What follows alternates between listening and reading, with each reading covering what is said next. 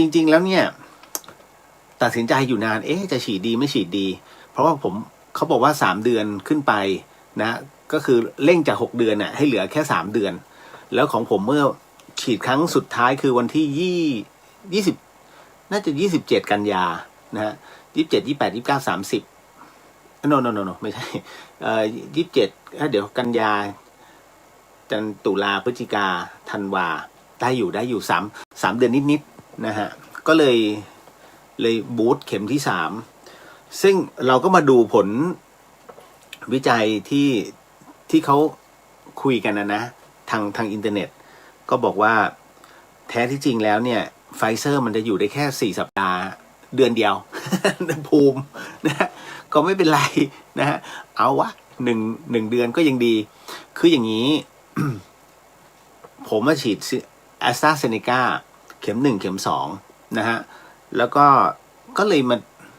มาดูว่าระหว่างไอ้โมเดอร์นากับไฟเซอร์อะถ้าเราจะฉีดนะฮะเขาบอกไงว่าถ้าเข็ม3ควรจะเป็น mRNA นะครับตอนแรกผมจะฉีดแอสตราเขาก็บอกว่าภูมิสำหรับโอไมครอนเนี่ยมันไม่คือผมก็งงข้อมูลนะฮะตอนแรกบอกว่าไอ้แอสตราเซเนกาเนี่ยสามารถต่อต้านโอไมครอนได้เป็นวัคซีนชนิดเดียวแต่พอมาตอนหลังก็มีแพทย์มาบอกว่าต้องเป็น mRNA ถึงจะต่อต้านไอโอไมครอนได้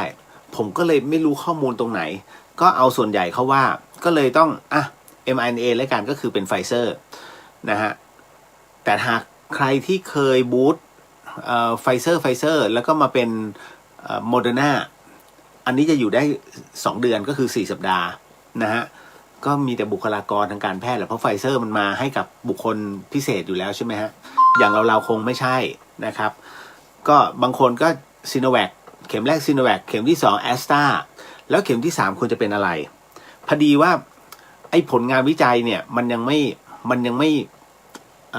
มีการปรากฏคือประเทศไทยเป็นประเทศที่มั่วมากในเรื่องของการฉีดวัคซีน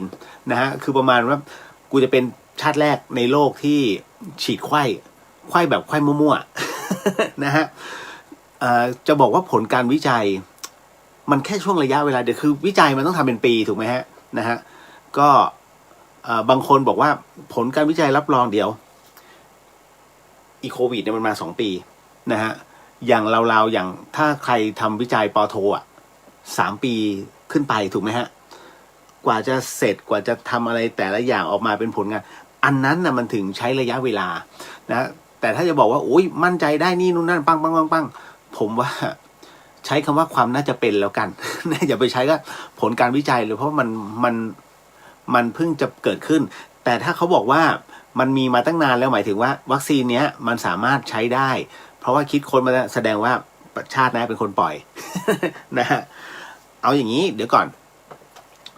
คือเข็มแรกของใครที่เป็นซีโนแวคนะฮะเข็มที่2ซีโนแวคก็ควรจะบูสต์ mRNA ถูกไหมครับก็ต้องเป็นไฟเซอร์ใครที่เป็นซีโนแวคเข็ม2แอสตราเซเนกาเข็ม3ควรจะเป็นอะไรฮะแอสตราหรือเปล่าตอนแรกเนี่ยผมก็คิดว่าต้องเป็นแอสตราแต่ปรากฏว่าเฮ้ยแปลกเขาก็ที่ผมพูดคำว่าเขาเนี่ยหมายถึงว่าจากใน YouTube นะฮะที่หมอต่างๆเนี่ยทั้งในประเทศไทยแล้วก็ต่างประเทศนะก็บอกว่าควรจะเป็น mRNA เพราะฉะนั้นมันก็ต้องเป็นไม่โมเดอร์นาก็ซีโนแวคถูกไหมฮะหรือว่าจอร์นสันซึ่งตัดไปได้จอร์นสันตัดออกสปุตนิกตัดออกมันก็จะเหลือแค่อะไรล่ะไฟเซอร์กับโมเดอร์นาถูกไหมฮะพอถึงตรงนี้เสร็จปุ๊บเนี่ยน้องผมไอ้เจ้าเจไม่รู้เข้ามาหรือเปล่าเจไปฉีดไฟเซอร์คือฉีดไข้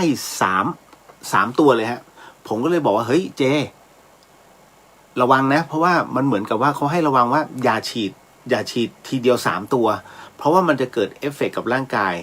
ซึ่งน้องเขาก็คือก็วัยรุ่นนะฮะก็ยังไม่มีอะไรเกิดขึ้นกับร่างกายนั่นคือทำให้เรามีความรู้สึกว่าเอ๊ะหรือว่าจะฉีดไข้กันได้3 ตัวซึ่งผมไม่ใช่แพทย์ผมเลยไม่สามารถคือถ้าน้องท่านใดที่ฉีดซีโนแวคนะฮะเข็มแรกเข็ม2เป็นแอสตราเซเนกาผมแนะนำให้ถามแพทย์นะฮะให้ถามแพทย์ ถ้าถามพี่เลียวก็จะยกเคสแบบนี้ว่าเฮ้ยพอดีมันมีน้องฉีดฉีดไข้3 เข็มแต่มันมีแต่ว่าอันนั้นคือส่วนตัวของเขาพี่ก็พยายามบอกว่าให้เขาช่วยรีวิวหน่อยว่าเกิดเอฟเฟกต์กับร่างกายแบบไหนซึ่งยังไม่เกิดแล้วพอเมื่อย้อนกลับไปก่อนที่ผมจะฉีดไฟเซอร์เนี่ยบังเอิญว่าไปอ่านข่าวนะฮะเรื่องราวของหมอขวัญซึ่งเป็นแพทย์เป็นแพทย์ทางเลือกนะฮะเป็นแพทย์ประจำบ้านนะฮะและปรากฏว่าหมอขออภัยหมอปอนะฮะเรื่องราวของหมอปอนะฮะปรากฏว่าหมอปอเนี่ยบอกว่าหมอปอเนี่ยเสียชีวิตนะฮะซึ่งหมอปอฉีดไฟเซอร์เมื่อวันที่17 ธันวาคมโดยทางญาติเองเขาก็ไม่ได้โทษว่าเป็นไฟเซอร์นะฮะแต่อยู่ๆแล้วหมอปอเกิดอาการคือระบบร่างกายล้มเหลวนะฮะก็ทุกคนก็ตกใจเราเองก็กำลังจะย่างก้าวไปฉีดไฟเซอร์ ลงชื่อไว้เรียบร้อยเพิ่งมาอ่านข่าวเจอทำไงดีวะ ผมก็เลยนั่งสมาธิสวดมนต์ในใจ อะไรจะเกิดก็ต้องปล่อย นะฮะก็ฉีดยังไม่ได้แกะเลยในส่วนของพลาสเตอร์นะฮะคืออย่างนี้ผมเนี่ยไม่ใช่แพทย์ดังนั้นจะให้ความเห็นไม่ได้นะฮะแต่ว่าเราพูดคุยในเรื่องของข้อมูลที่ได้รับแล้วก็ได้เรียกว่าได้ดูนะฮะก็ศึกษามันเกี่ยวกับตัวเรายังไงก็ต้องดูถูกไหมฮะจะฉีดยาเข้าตัวเราเอาอะไรสักอย่างเข้าสู่ในตัวเรามันก็ต้องดูให้มันดีๆดังนั้นเนี่ยอันเนี้ยผมก็เลยต้องนิดนึงฮะวัดดวงเอาแล้วปรากฏว่าพอฉีดปุ๊บเรียบร้อยเลย เรียวเดินอยู่ประมาณ1 ชั่วโมงมันมาแล้วฮะมันเริ่มปวดแล้วเริ่มล้าวผมก็พยายามจะแบบเหมือนกับอะไรล่ะไม่กลับมานอนคือประมาณนั้นก็เดินเพราะเราบล็อกอินใช่ไหมเราฉีดที่ห้างที่จังหวัดเชียงใหม่เขามีห้างก็คือที่เซ็นทรัลแอร์พอร์ตนะฮะพอเสร็จปุ๊บผมก็เดินดูบริเวณรอบๆไปเข้าร้านกีฬานะครับดูรองเท้าดูพยายามจะไม่ให้มันคือพยายามจะให้ลืมเขาเรียกเบี่ยงจิตเปลี่ยนโฟกัสจิตจากที่ระบบเป็นที่แขนไปที่วัตถุก็ดูโอ้ยตัวนี้อย่างนี้ใส่ตัวนี้ดีถ้าจะดีอะไรแบบเนี้ยฮะเอาไม่อยู่ ปรากฏเริ่มเอาไม่อยู่เพราะว่ามันมีอาการเริ่มมึนๆนิดๆแล้วก็จากนั้นเนี่ยฮะก็เลยรีบขับรถนะฮะก็ยังไม่กลับหรอกก็ตะเวนรอบคูเมืองจังหวัดเชียงใหม่ก่อนจนมากลับมาที่พักก็กินพาราเซตามอลก็คือไทลินอลนะฮะไทลินอล500 มิลลิกรัมปรากฏว่าวันนั้นเนี่ยผมกะจะจัดรายการ แต่เฮ้ยมันแปลกๆครับมันล้าวทั้งหัวแล้วมันมึนผมพยายามจะไม่นอนนะคือถ้านอนมันสมถ้าคุณยอมมันไข้มันจะมาทันทีผมเป็นคนที่ไม่ยอมก็เลยเดี๋ยวพยายามทำกับข้าวให้หมานะฮะนี่นู่นนั่นเสร็จปุ๊บเอาไม่อยู่คือมันเริ่มเปรี้ยแล้วมีไข้นิดๆผมก็เลยต้องมานอนพอนอนเสร็จปุ๊บเนี่ยชักไม่ดีฮะคือมันเริ่มแปลกๆมันเริ่มล้าวมากๆล้าวแล้วแบบตอนแรกจะอาเจียนนะฮะก็เลยถามน้องว่าน้องที่อยู่เทคนิคการแพทย์นะครับก็เลยถามว่าพี่กินยาตัวนี้ไปเนี่ย500 มิลลิกรัมเนี่ยท่าทางจะไม่อยู่ตกลงพี่ควรจะกินกี่เม็ดปรากฏว่าน้องบอกว่าไอ้500 มิลลิกรัมไม่อยู่ต้องกิน650 มิลลิกรัมอันนี้ฟังไว้นะฮะใครที่จะไปฉีดในส่วนของวัคซีนเนี่ยให้กินป้องกันให้กินไทลินอลอันนี้ผมไม่ได้มีส่วนได้ส่วนเสียกับยานะฮะให้กินไทลินอลความจุของมันก็คือ650เนี่ย 650 มิลลิกรัมนะฮะมันจะไม่ใช่แผงถ้าแผงแค่500ผมก็ไม่เข้าใจเฮ้ยต่างกันเหรอเขาบอกว่าต่างกันนะฮะคือบางคนกิน500แล้วอยู่ก็กินแต่บางคนกิน500นี่ไม่อยู่ต้องกินเป็น650ห้ามเกินนะฮะผมก็เลยถามว่าอ้าวแล้วถ้าสมมุติว่ากิน500 2 เม็ดได้ไหมบอกไม่ได้มันเยอะเกินนะฮะแล้วถ้าเป็นเม็ดครึ่งก็ไม่ได้อีกมันเยอะเกินมันจะเป็น750นะฮะต้อง650ซึ่งผมก็เพิ่งรู้ก็เลยไปซื้อมานี่ฮะไม่ได้มีส่วนได้ส่วนเสียเขานะอันเนี้ยเป็นไทลีนอลก็ทุกๆ8ชั่วโมงมันจะกลับด้านเนาะนะฮะไทลีนอลอันนี้8ชั่วโมงไปสั่งร้านขายยา20 บาทเต็มที่น่าจะ25นะฮะนั่นแหละ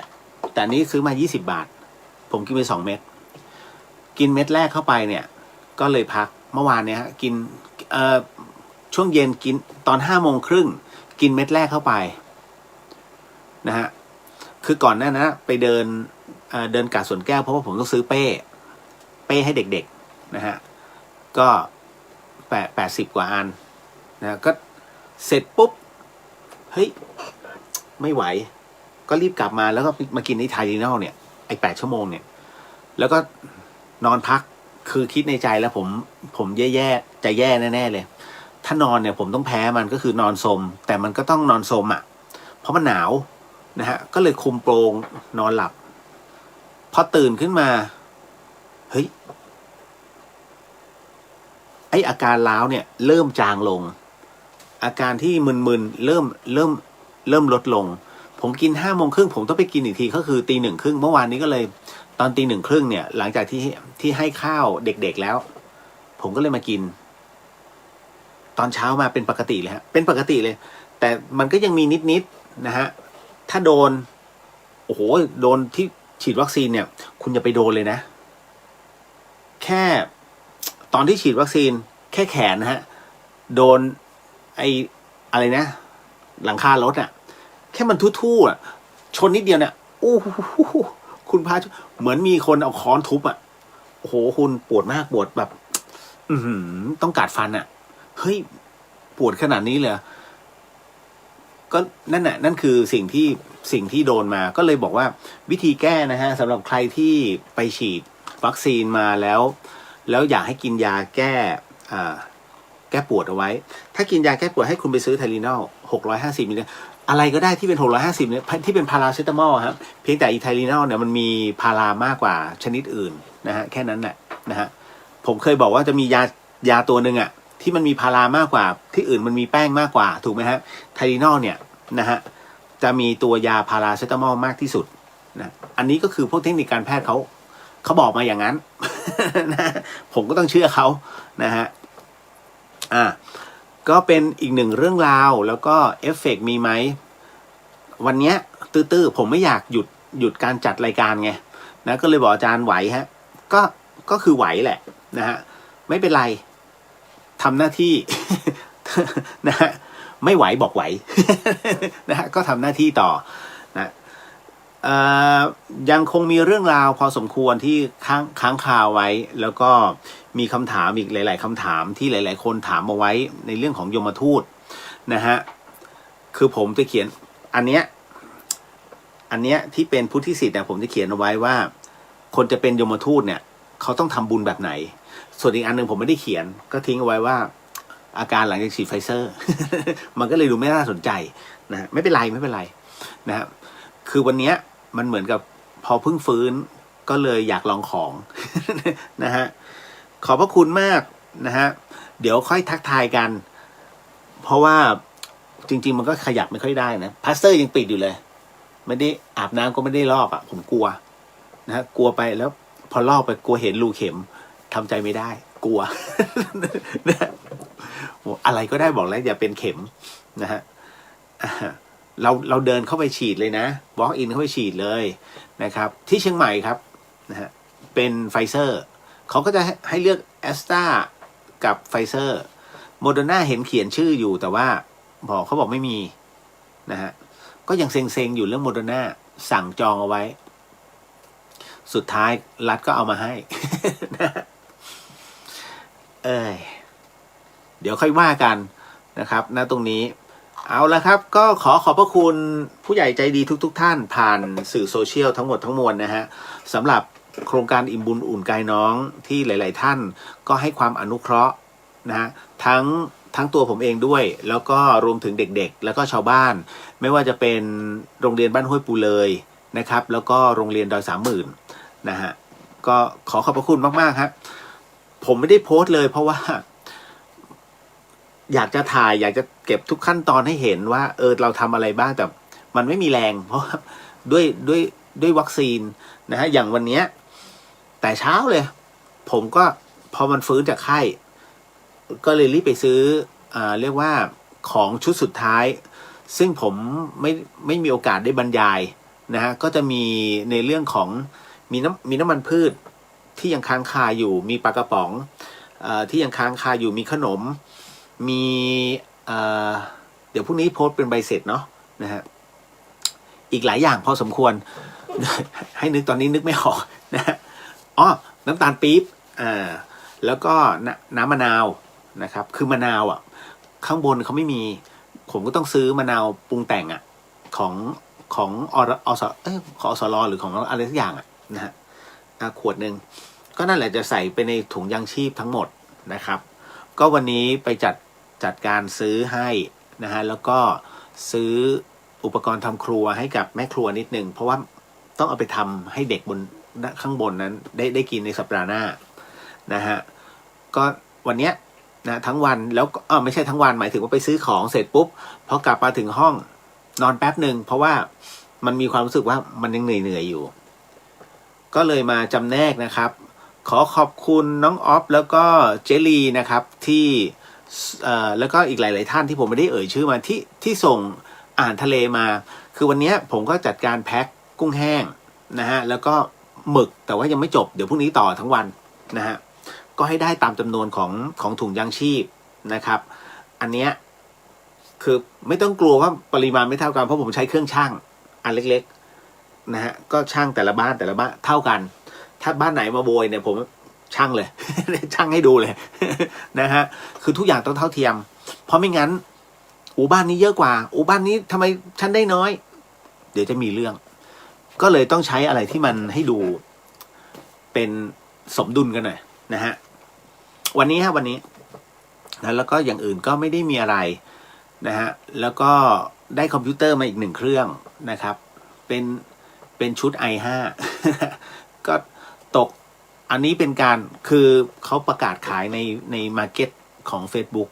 นะก็เลยรับเข้ามาบางคนสงสัยมันของนี้มันไม่ดีไม่ใช่หรอไม่ใช่ผมมีเพื่อนที่อยู่ขั้นเทพฮะอยู่ร้านคอมเขาดูสเปคให้ผมเรียบร้อยแล้วเขาบอกถึงให้เอาอันนี้ ผมก็เลยเอาแล้วก็เอาให้เขาเช็คแล้วเมื่อวานก็ไปรับมาแล้วก็ท็อปบอกว่าโอเคคนที่เจอไฟล์ปฏิจจสมุปบาทแล้วตกใจนั่นแหละคนนี้เลยฮะ ลาสุเกตคุณท็อปนะก็เลยท็อปก็เลยลงโปรแกรมให้อะไรเป็นที่เรียบร้อยนะก็ได้มาเหลือแค่แบตเตอรี่ฮะตอนนี้2 ก้อนเดี๋ยวต้องดูเต็มที่ ว่าประมาณไหนนะฮะก็ขอบพระคุณจากใจจริงฮะแล้วก็พยายามเดี๋ยวผมคือเสาร์อาทิตย์นี้พยายามจะทยอยเอาของออกมานะฮะเพื่อที่จะดูว่าทั้งหมดผมยังไม่ได้แกะเลยนะฮะว่ามีท่านใดนะครับที่ส่งอะไรมาบ้างเพราะผมต้องจำแนกให้จบก่อนว่าอันนี้โรงเรียนนี้นะฮะคือหม้อเนี่ยนะอย่าคิดว่าเยอะ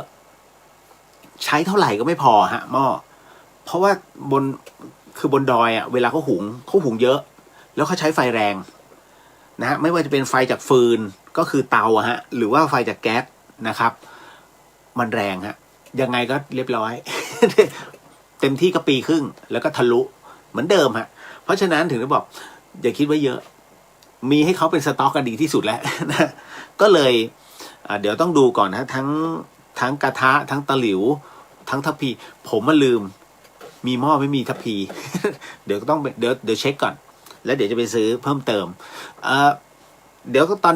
นี้ปิดรับแล้วนะฮะ เพราะว่าผมมองโดยส่วนตัวนะบางคนเขายังเปิดรับอยู่แต่ผมมองว่ามันเยอะเกินไปแล้วผมมองว่ากำลังพอดีนะฮะแต่ว่าถ้าพี่ๆเขาบอกทำไมไม่เปิดให้มันเต็มที่ก็ไปอีกหน่อย4-5 วันบอกพอแล้วเอาเท่าที่ได้เหลือคือเหลือเนี่ยยังมีอีกทิปต้นเดือนหน้ายังมีอีกฮะนะคือชาวบ้านขอมาเนี่ยคราวนี้ขอเยอะเลยผมก็เลยบอกว่าอย่าพึ่งครับ อันนี้ผมขอจัดการอิ่มบุญให้จบก่อนแล้วเดี๋ยวถ้าเดือดร้อนจริงๆเพราะว่าตอนนี้ประสบปัญหาบนดอยประสบปัญหาหนักมากนะตั้งแต่เรื่องอาหารการกินเพราะหมูตายไงนะฮะแล้วพอหมูตายเนี่ยมันกระทบหมดทั้งดอยจริงๆฮะเป็นเรื่องจริงกระทบนะฮะเพราะส่วนใหญ่คนดอยเขาจะเลี้ยงหมูนะครับไก่นี่เลี้ยงน้อยมากนะฮะมันก็เลยทำให้พอไม่มีหมูเหลือแต่ผักยาวเลย เดือดร้อนเลยนะครับก็ไม่เป็นไรเดี๋ยวค่อยว่ากันเป็นฉากๆไปวันพรุ่งนี้ผมก็เดี๋ยวขอดูก่อนนะฮะตามเหตุปัจจัยเพราะพรุ่งนี้ผมจะอัญเชิญพระธาตุหลวงพี่ภัสกรในส่วนที่เป็นตัวพระธาตุนะครับจะเดินทางไปมอบให้ที่วัดสันติธรรมนะครับที่จังหวัดเชียงใหม่นะฮะคิดว่าไม่พรุ่งนี้ก็ถัดไปฮะวันถัดไปเดี๋ยวขอจัดวางองค์พระธาตุจากกระดูกท่านก่อนนะนิดหนึ่งอันนี้ก็เลยบอกไว้เพราะว่านำหลวงพี่ไปมอบให้ตรงนั้นน่ะที่หอพระธาตุก็จะร่วมกับบูรพาจารย์อีกเยอะมากเป็น100 องค์เลยฮะเป็น100 รูปเลยที่กระดูกเป็นพระธาตุหลวงพี่กระดูกท่านก็จะอยู่ตรงนั้นด้วยเช่นกันนะฮะอันนี้แจ้งทราบก่อนเนาะนะก็โมทนาสาธุกับทุกท่านด้วยแล้วหลังจากนั้นวันที่20ช่วงเช้านะก็จะถวายภัตตาหารเพลกับท่านพระครูสมุวิศวัตวรกิจโจนะฮะซึ่งท่านเป็นผู้อำนวยการสถานีนะฮะแล้วก็เป็นเจ้าของโครงการอิ่มบุญนะครับก็จะนิมนต์ท่านลงมาที่ธรรมสถานพร้อมกับนำทั้งหมดเลยฮะอย่างที่ท่านรอคอยแล้วผมก็จะมีทั้งบันทึกเอาไว้แล้วก็จะทำการถ่ายทอดสดด้วยตอนที่นำถวายเป็นพระสังฆทานฮะคราวนี้ทั้งหมดทั้งมวลนั้นทุกท่านก็จะร่วมโมทนาได้บุญ อันนี้เรียกต่อที่2เพราะตอนที่ส่งมาเนี่ยให้ผมคือต่อแรกถูกไหมให้ผมเป็นธุระให้แล้วหลังจากพอเป็นสิ่งของทั้งหมดทั้งมวลแล้วเมื่อทำถวายเป็นพระสังฆทานเนี่ยได้ต่อที่2นะฮะหลังจากนั้นพระอาจารย์ท่านจะมอบให้พวกผมเนี่ยไปดำเนินการให้เมื่อไหร่ก็ตามที่ข้าวของถึงมือเด็กๆคุณได้ต่อที่3ครับเป็นมหาทานเห็นไหมทำไมจึงเรียกว่ามหาทานเพราะว่าตอนนี้ของที่เป็นของท่านน่ะบวกกำลังศีลของพระอาจารย์ท่านอีก200อีกของพระถูกไหม227เป็นเรียกว่าสร้างมูลค่าแห่งบุญเพิ่มเข้าไปอีกนี่ฮะเจ้าเล่ห์ ผมเจ้าเล่ห์แต่เป็นการเจ้าเล่ห์เรื่องบุญนะเพราะว่าพระพุทธผมเชื่อสนิทใจคือใครไม่เชื่อผมไม่สนนะผมจะเหมือนหลวงพี่ภัสกรคือผมไม่สนแต่ผมเชื่อมั่นว่าคนทุกคนมีค่าตัวเช่นเดียวกับพระท่านก็มีค่าแห่งบุญก็คือค่าตัวท่านผมเองเนี่ยต้องอาศัยกำลังแห่งบุญของท่านนะฮะนำถวายแล้วหลังจากนั้นเนี่ยแล้วยิ่งพระอาจารย์วิศวัตไงท่านเป็นวิปัสสนาจารย์ด้วยโอ้โหนะฮะ ก็เลยอาศัยกำลังบุญพระอาจารย์ นะสังเกตไหมอย่างทำอโหสิกรรมอะฮะทำไมผมถึงได้กล้าทำบังอาจเหลือเกินที่มากล้าทำคือเพราะถ้าพระอาจารย์ไม่อยู่เบื้องหลังนะฮะอนุญาตผมทำไม่ได้กลัว แต่พอพระอาจารย์อนุญาตทำเลยนะเพราะท่านถือเป็นประโยชน์กับศรัทธาทั้งหลายนะฮะพอท่านอนุญาตปุ๊บผมกล้าเพราะว่าผมจะมีผ้าเหลืองครอบอีกทีเป็นม่านป้องกันเอาไว้ดังนั้นผมจึงไม่กลัวนั่นแหละครับอันนี้ก็เลยแจ้งให้ทราบนะว่าเรื่องราวนะฮะทั้งหมดทั้งมวลประมาณไหนนะแล้วผมทุกครั้งผมจะผมจะบวกค่าตัวของพระอาจารย์ท่านไปด้วย หลายๆท่านก็เลยได้บุญเพิ่มไปนั่นแหละเห็นไหมบอกแล้วผมว่าเจ้าเล่ห์เรื่องบุญ แต่บางคนแบบโอ้มันก็บุญเหมือนกันแหละอันนั้นก็คือสำหรับคนที่ไม่ได้ศึกษาในเรื่องของกำลัง แห่งเนื้อนาบุญผมไม่ว่า มันก็แล้วแต่ฮะหลายๆท่านนะฮะใครจะคิดอะไรแบบไหนเนาะเอาละมาก็รายงานหมดแล้วรายงานงานบุญขนาดนอนโซมผมนอนโซมผมยังต้องมานั่งคิดอ่ะผมก็ต้องจดขาดอะไรว่า คือมันกลายเป็นว่าเนี่ยหลวงพี่ถึงได้ว่าผมพระอาจารย์ภัสกรมักจะด่าผมในช่วงเวลาแบบเนี้ยว่าไงโพธิสัตว์ นะประมาณเนี้ยนะคือผมเนี่ยถ้าลองต้องรับผิดชอบกับอีกหลายๆชีวิตเนี่ยผมจะต้องคิดเยอะคิดเผื่อว่าเอ๊ะเด็กเขาจะกินอะไรนะเขายังขาดอะไรอยู่นะฮะเพราะว่าเมื่อเราให้ไปแล้วเนี่ยนึกถึงหน้าเด็กที่ได้ของขวัญจากซานตาคลอสไหมฮะตื่นขึ้นมาแล้วเจอของขวัญในถุงเท้าอารมณ์เดียวกันเด็กดอยเหมือนกันฮะผมจะเอาทุกอย่างเนี่ยใส่ไปในเป้เขาแล้วเสร็จปุ๊บเมื่อเราแจกเป้เอาไปนะฮะเขาจะไปหลบตามมุมแล้วก็ดูอุ๊ยได้อะไรมั่งนะนั่นแหละฮะรอยยิ้มเมื่อไหร่ก็ตามที่เด็กมีรอยยิ้มคุณได้บุญนั้นเป็นทวีคูณเพราะอะไรความสุขไงนะฮะนี่แหละนี่คือกำลังแห่งบุญฮะคือเราต้องผมบอกแล้วว่าผมเนี่ยเหมือนกับว่าผมเชื่อในเรื่องของนาบุญนะฮะตามตารางบุญนะฮะตามตารางบุญนะฮะในสมดุลโลกนะฮะเพราะฉะนั้นในเมื่อเป็นตามตำราแห่งกำลังบุญเนี่ยเด็กๆบนดอยคือบุคคลธรรมดามีศีลไม่มีศีลไม่สนนะฮะแต่รู้ว่าเมื่อเขารับตรงนั้นนะอิ่มใจเพราะฉะนั้นค่าแห่งบุญนะตรงเนี้ยท่านได้คูณ100 ถึง 10,000พอแล้วเขาเรียกค่อยๆกอบทีละนิดแล้วเพิ่มกำลังศีลของพระอาจารย์ท่านไปอีกโอ้คุณไม่ต้องพูดถึง นะเห็นไหม เลียวเจ้าเล่ห์สุดๆนะครับเดี๋ยวขออนุญาตทักทายเนาะนะฮะอันนี้เลื่อนไม่ได้แต่เดี๋ยวผมขอเลื่อนนี้เนาะ ขออนุญาตนะครับคุณปฐมพรสวัสดีค่ะนะฮะสวัสดีฮะชานนท์เพื่อนผมฮะนะฮะเป็นไงมั่งย้ายร้านแล้วใช่ไหมนะฮะน้องลิลลี่สวัสดีค่ะพี่เลียวหายดีหรือยังครับยังครับยังตึงๆแต่ว่าต้องจัด นะฮะต้องจัดนิดนึงนะฮะก็มาถึงเสร็จปุ๊บกุ๊บกิ๊บทักทายครับพี่เลียวนะฮะยังไงตาดูง่วงๆนะคะพักผ่อนเยอะๆนะคะพักไม่ได้ พี่จัดรายการ นะพี่สุวรรณยาสวัสดีค่ะสวัสดีครับพี่นะฮะก็อุ๊ยผมตกใจนึกว่าพระอาจารย์ผมแอบมาดูพระอาจารย์กบ นะฮะคุณชลิตาสวัสดีค่ะนะฮะคุณบูนสวัสดีครับพี่ฟื้นตัวแล้วหายไวๆนะครับก็พยายามให้หายไวๆนะฮะ เดี๋ยวพรุ่งนี้ค่อยขายของ ไม่จะขายคอนโดคุณป้านะฮะเรื่องของเรื่องเพราะผมบอกแล้วผมจะขายคอนโดนะบอกป้าไว้นะฮะแต่ผมจะเอาส่วนหนึ่งทำบุญนะป้า แล้วแกไม่ค่อยจะสนเรื่องบุญนะฮะพอผมบอกถ้างั้นไม่ขายให้นะโอเค นะก็เลยโอเคได้เป็นคอนโดคุณป้านะฮะเดี๋ยวพรุ่งนี้ค่อยว่ากันอันนี้เป็นเรื่องของบุญไม่พูดถึงในเรื่องสิ่งอันนี้นะฮะเอาล่ะแป๊บหนึ่งไม่พอดีผมไม่รู้ว่าจะตั้งราคาแค่ไหน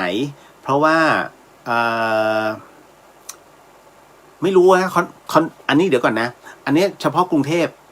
คนกรุงเทพพอพูดสถานที่ปุ๊บเนี่ยเขาจะหลับตาแล้วนึกออกเพราะว่าคอนโดนี้มันอยู่อ่อนนุชซึ่งมันออกทั้งอุดมสุขได้นะฮะแล้วก็ออกทั้งศรีนครินทร์ได้แล้วมันใกล้กับโรงพยาบาลศรีครินทร์นะศรีครินทร์นั่นนะผมก็เลยมองน่าสนใจเพราะขายแค่1,545,000 ตารางเมตร2 ห้องนอน1 ห้องรับแขก เหมือนไม่ขายนะพอละอันนี้ช่างมันค่อยว่ากันพรุ่งนี้ผมเขียนรายละเอียดแล้วโพสต์แค่นั้นครับเดี๋ยวขออนุญาตทักทายก่อนเนาะนะฮะคุณพิมพ์สวัสดีค่ะทุกท่านนะฮะสวัสดีครับนะครับผม พี่เจี๊ยบสวัสดีจ้าเป็นไงบ้างอาการดีขึ้นแล้วสิคะพอทนครับคือมันอย่างบอกผมที่บอกว่ากินไทลินอลไป650 มิลลิกรัมนะฮะอาการจะดีขึ้นเลยก็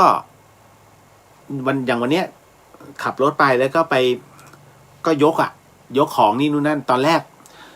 จริงๆน้องที่เขาอยู่เทคนิคการแพทย์เขาเตือนพี่อย่าออกกำลังนะเราก็ตอนแรกผมจะปั่นจักรยานก็ถูกห้ามโอเคไม่เป็นไรก็ขับรถไปก็ยกของ นะยกของบริจาคนี่แหละนี่นู่นนั่นไปนะฮะก็ลืมนึกไปแต่ว่ามันไม่เจ็บไงแต่ตอนนี้มันเริ่มระบบนิดๆตรงเนี้ยตรงแขนเพราะว่าแหมถ้าเลิกให้ดูได้ก็จะเลิกกันนะแขนมันติดแขนนะฮะเบนบอกว่าสวัสดีค่ะเข็ม3ยังไม่ได้ไปฉีดเลยค่ะแต่ตอนนี้รอบตัวติดไปแล้วหลายคนก็เหลือตัวเองคนเดียวนี่แหละที่ยังไม่มีอาการไม่มีอาการอะไรต้มน้ำกระชายดื่มน้ำอุ่นเพื่อนๆบอกว่าให้ติดไปเถอะโอไมครอนอาการไม่แรงมากเพื่อนๆฉีดไฟเซอร์โมเดอร์นาติดกันเยอะเลยค่ะโอ้เดี๋ยวที่ผมอ่านเนี่ยน้องเบนเขาอยู่ที่อเมริกานะฮะเหลือคนเดียวก็ไม่เป็นไรเอาพวกเครื่องต้มยำเครื่องต้มยำต้มเลยอัดอย่างเดียวนะฮะหูยรอบข้างติดหมดเลยเหรอคือมันดูว่าไม่รุนแรงก็จริงแต่อย่าเป็นเลยดีไหมเพราะอะไรฮะเพราะว่าถ้าเป็นเวลากลับมามันไม่เหมือนเดิมนะการทำงานของปอดไม่เหมือนเดิมนะครับหลายๆคนที่เป็นเนี่ยอย่างน้องๆผมที่เป็นโควิดนะฮะสายพันธุ์เดลต้าแล้วเขาหายแล้วเขาก็ยังบอกเลยว่าหายใจไม่เหมือนเดิมพี่คือเขาบอกว่าเขารับรู้เลยฮะโควิดเป็นเหตุสังเกตได้มันหายใจแล้วมันเหมือนกับจะไอมันเหมือนมีบางอย่างจะผลักให้มันไอเพราะว่าปอดทำงานไม่ได้100%นะฮะใครบอกว่า100%แหกตานะครับนะฮะอันนั้นเนี่ยผมเถอะอย่าเป็นเลยดีที่สุดนะฮะรักษาตัวเองดีที่สุดนะต่อมาพี่วรันทรสวัสดีค่ะคุณเรียวสวัสดีครับพี่คุณจันยาสวัสดีค่ะคุณเรียวดีขึ้นมากแล้วหรือดูปกติแล้วฮะบ่นได้คุยได้แต่อย่าโดน โดนแล้วโอ๊ะ ทันทีฮะคุณธนวัฒน์สวัสดีครับพี่เรียวรายงานตัวครับผมไฟเซอร์2 เข็มแล้วครับเข็ม3ยังไม่รู้เลยไฟเซอร์จริงหรือว่าเป็นโมเดอร์นาเพราะเขาบอกอย่างไฟเซอร์เป็นโมเดอร์นาเนี่ยอยู่ได้2 เดือนนะฮะแต่ถ้าไฟเซอร์อยู่ได้แค่เดือนเดียว4 สัปดาห์ ลองดูก่อนนะลองดูผลก่อนเพราะผมก็ไม่ค่อยแม่นหรอกฟังหมอแล้วก็มาพินิจพิเคราะห์ถึงได้เดินก้าวไปฉีดนี่แหละคือบางคนเขาก็แอนตี้เนาะมีน้องๆแล้วก็เพื่อนผมไม่ยอมฉีดเข็ม3ยังไงก็ไม่ยอมฉีดแต่บังเอิญว่าแฟนเขาเป็นข้าราชการถูกบังคับต้องฉีดพอฉีดปุ๊บโทรมาส่งข้อความมาถามเลยมันเป็นยังไงบ้างพี่เลียว หนูต้องฉีดแล้วล่ะก็ฉีดไปเถอะไม่เป็นไรหรอกนะฮะคือบางทีการกลัวมากไปมันจะกลายเป็นในเรื่องของการวิตกกังวลนะฮะมันก็จะไม่ดีกับเรานะเอาฉีดไปเถอะคนเราต่อให้ตายมันก็ตายหนเดียวแล้วเดี๋ยวตัวจิตมันจะเปลี่ยนเอง แค่นั้นแหละพี่สุสวัสดีค่ะน้องเรียวหายแล้วยินดีค่ะนะฮะก็คึกคักเหมือนเดิมพี่แต่จริงๆนะมันมีเอฟเฟกต์จริงนะคือมันหิวแล้วมันมีแบบบางอย่างกระตุ้นฮอร์โมนเรามากๆนะฮะบอกใครไม่ได้ต้องวิ่งต้องเดิน รดน้ำต้นไม้คืออยู่นิ่งไม่ได้ต้องขยับตัวตลอดมันเป็นเอฟเฟกต์ผมก็งงเหมือนกันนะฮะยิ่งตอนฉีดแอสตราหิวจริงผมไม่เคยกินอะไรดึกแบบต้องตื่นขึ้นมากินไอแอสตราเนี่ยฉีดแล้วต้องตื่นขึ้นมากินแปลกนะโอ้โหแล้วตั้งแต่นั้นน้ำหนักทะยานฟ้า น้องแหม่มสวัสดีครับพี่เลียวเกือบจะปิดไฟนอนแล้วคิดว่าพี่เลียวมาจัดไม่ไหวอย่าหักโหมนะคะทานน้ำเยอะๆพยายามครับนะฮะเอฟเฟกต์อันของไฟเซอร์ก็คือปวดฉี่บ่อยมาก บ่อยมากโอ้ยเดินอยู่เฮ้ยทำไมปวดด้วยวะเฮ้ย จริงๆเป็นเพราะอะไรก็ไม่รู้ต่อสวัสดีครับอ้ายแล้วก็ญาติธรรมทุกท่านครับ สวัสดีครับต่อนะฮะเป็นบอกว่าวันนี้ก็กำลังจะเอาที่ตรวจแล้วก็ทำอาหารไปส่งน้องที่ติดโคโรนาเมื่อวันอังคารนี้ค่ะดูแลกันค่ะเรียกว่าโดสยาไทลินอลมีประโยชน์มากนะฮะถ้าตัดสินใจไปฉีดเข็ม3จะไปซื้อ650มิลลิกรัมมาเตรียมไว้ค่ะขอบคุณค่ะฮะลองเลยผมเจอไป2 เม็ดผมพยายามจะไม่กินอีกเม็ดแต่ว่าเดี๋ยวซะหน่อยก็คือจบแค่3 เม็ดเพราะว่า1แผงเขามีกี่เม็ดเนี่ยไทลินอลเอาเปอร์เซ็นต์มาให้ด้วย เดี๋ยว2 4 6 8มี10 เม็ดกินไม่ถึงหรอกครับนะฮะผมแค่เห็นน่ะหายไป2 เม็ดแค่นั้นเลยอยู่เลยฮะเอาจริงตอนแรกผมก็ไม่รู้ผมกินเม็ดแรก500ยังนอนสมเลยแต่เจอ650ไปเอาอยู่จริงนะฮะต่อมาคุณสาลินีสวัสดีค่ะสาธุค่ะจินนชาสวัสดีค่ะคุณเรียวหายดีแล้วหรือคะนึกว่าพักอยู่เลยสวดมนต์นั่งสมาธินานหน่อยเลยเข้ามาช้านะฮะแล้วก็คงขอสรุปก่อนเพราะพรุ่งนี้มีโดนฉีดวัคซีนเข็ม3เหมือนกันโอ้โหเอาโมทนาสาธุครับขอให้ปลอดภัยเนอะไม่จริงผมจะถามคุณจินนชาว่ากำไรที่ส่งมาให้อ่ะเป็นกำไรอะไรอยากถามแค่นั้นนะฮะคุณจะนึกหน้าออกค่ะเวลาได้ของขวัญผู้ใหญ่ยังหน้ากลายเป็นเด็กใช่นะฮะแล้วจริงผู้ใหญ่อ่ะคุณอย่าคิดว่าผู้ใหญ่ต้องได้ของแบบผู้ใหญ่นะไม่ใช่เวลาเขาเห็นลูกเขากินอ่ะเขาอยากกินผู้ใหญ่ผมถึงต้องบอกว่าขนมเนี่ยผมซื้อผมผู้ใหญ่ด้วยแล้วก็ต้องใส่เป็นในถุงยังชีพเพราะเขาอยากกินของกินเนี่ยเกิดเป็นคนมันอยากกินทุกคนละคุณไม่ว่าจะเด็กหรือผู้ใหญ่คุณอย่าไปแยกอันนี้ของเด็กอย่าไปแยกฮะของเด็กก็คือของใช้แบบเด็กอ่ะใช่แต่ถ้าเป็นของกินอ่ะไม่แยกฮะระหว่างเด็กผู้ใหญ่อย่าไปแยกกินเหมือนกันทุกคนอุ๋ยสวัสดีค่ะพี่เลียวพักบ้านนะคะราตรีสวัสดิ์ค่ะขอบคุณมากอุ๋ยวันนี้น้องเขาก็ย่องเอาหม้อหุงข้าวมาให้แล้วก็มีกล้วยดิบ1 หวี นะฮะขอบพระคุณมากครับคุณจินนชาบอกว่าไม่เห็นต้องฉีดแอสตราก็หิวตลอดได้ค่ะ อันนี้เขาเรียกอยากอยากกิน นะฮะคุณสมพงศ์บอกว่าดีครับพี่เรียวรายงานตัวจากเชียงคำโอ้นะหนาวไหมยังหนาวอยู่เนาะเชียงคำนะฮะเชียงคำนี่พะเยาอยู่เชียงรายเนาะนะครับคุณจินนชาเฮมาไทท์ค่ะแก้ปวดเมื่อยปกป้องคุ้มครองได้จัดไปงั้นเดี๋ยวแสดงว่าอันนี้เซียนมาก นะฮะโอเคใส่หรือยังได้ผลไหมคะส่วนตัวได้ผลนะยังไม่ได้ใส่จะรอถามว่าตอนแรกผมนึกว่าเยตันคุณรู้จักกันไหมฮะเยตันมันเหมือนกับจะบอกว่าคล้ายๆเหล็กไหลอ่ะเป็นแร่เหล็กชนิดหนึ่งแล้วกันที่ผมเรียกว่าเยตันกันเพราะว่าตอนแรกผมไม่รู้นะเรื่องพวกนี้จนกระทั่งผมเห็นอาจารย์แม่ชีท่านเนี่ยอาจารย์แม่ชีเพียงเดือนนะฮะธนสารพิพิธเรียกว่าท่านเป็นครูบาอาจารย์ของพวกเราเลยอาจารย์แม่ชีเนี่ยเอามาแล้วก็อาจารย์แม่ชีก็เอามาจับพลังแล้วก็เอามาเลื่อนเหมือนกับภาวนาแต่อาจารย์แม่ชีเหมือนนั่งนับเม็ดนะฮะผมไม่รู้ว่านั่นคือภาวนาแล้วแต่หลายคนคิดว่าภาวนาแต่ผมว่าบอกไม่น่าใช่เพราะเหมือนหลวงแม่ดูไปด้วยพินิจไปด้วยแล้วก็เลื่อนทีละอันแล้วก็พินิจแล้วก็เลื่อนแล้วก็น่าจะเป็นการสังเกตรูปลักษณ์ของเยตันแล้วก็ชั่งแล้วก็ดูน้ำหนักนะฮะ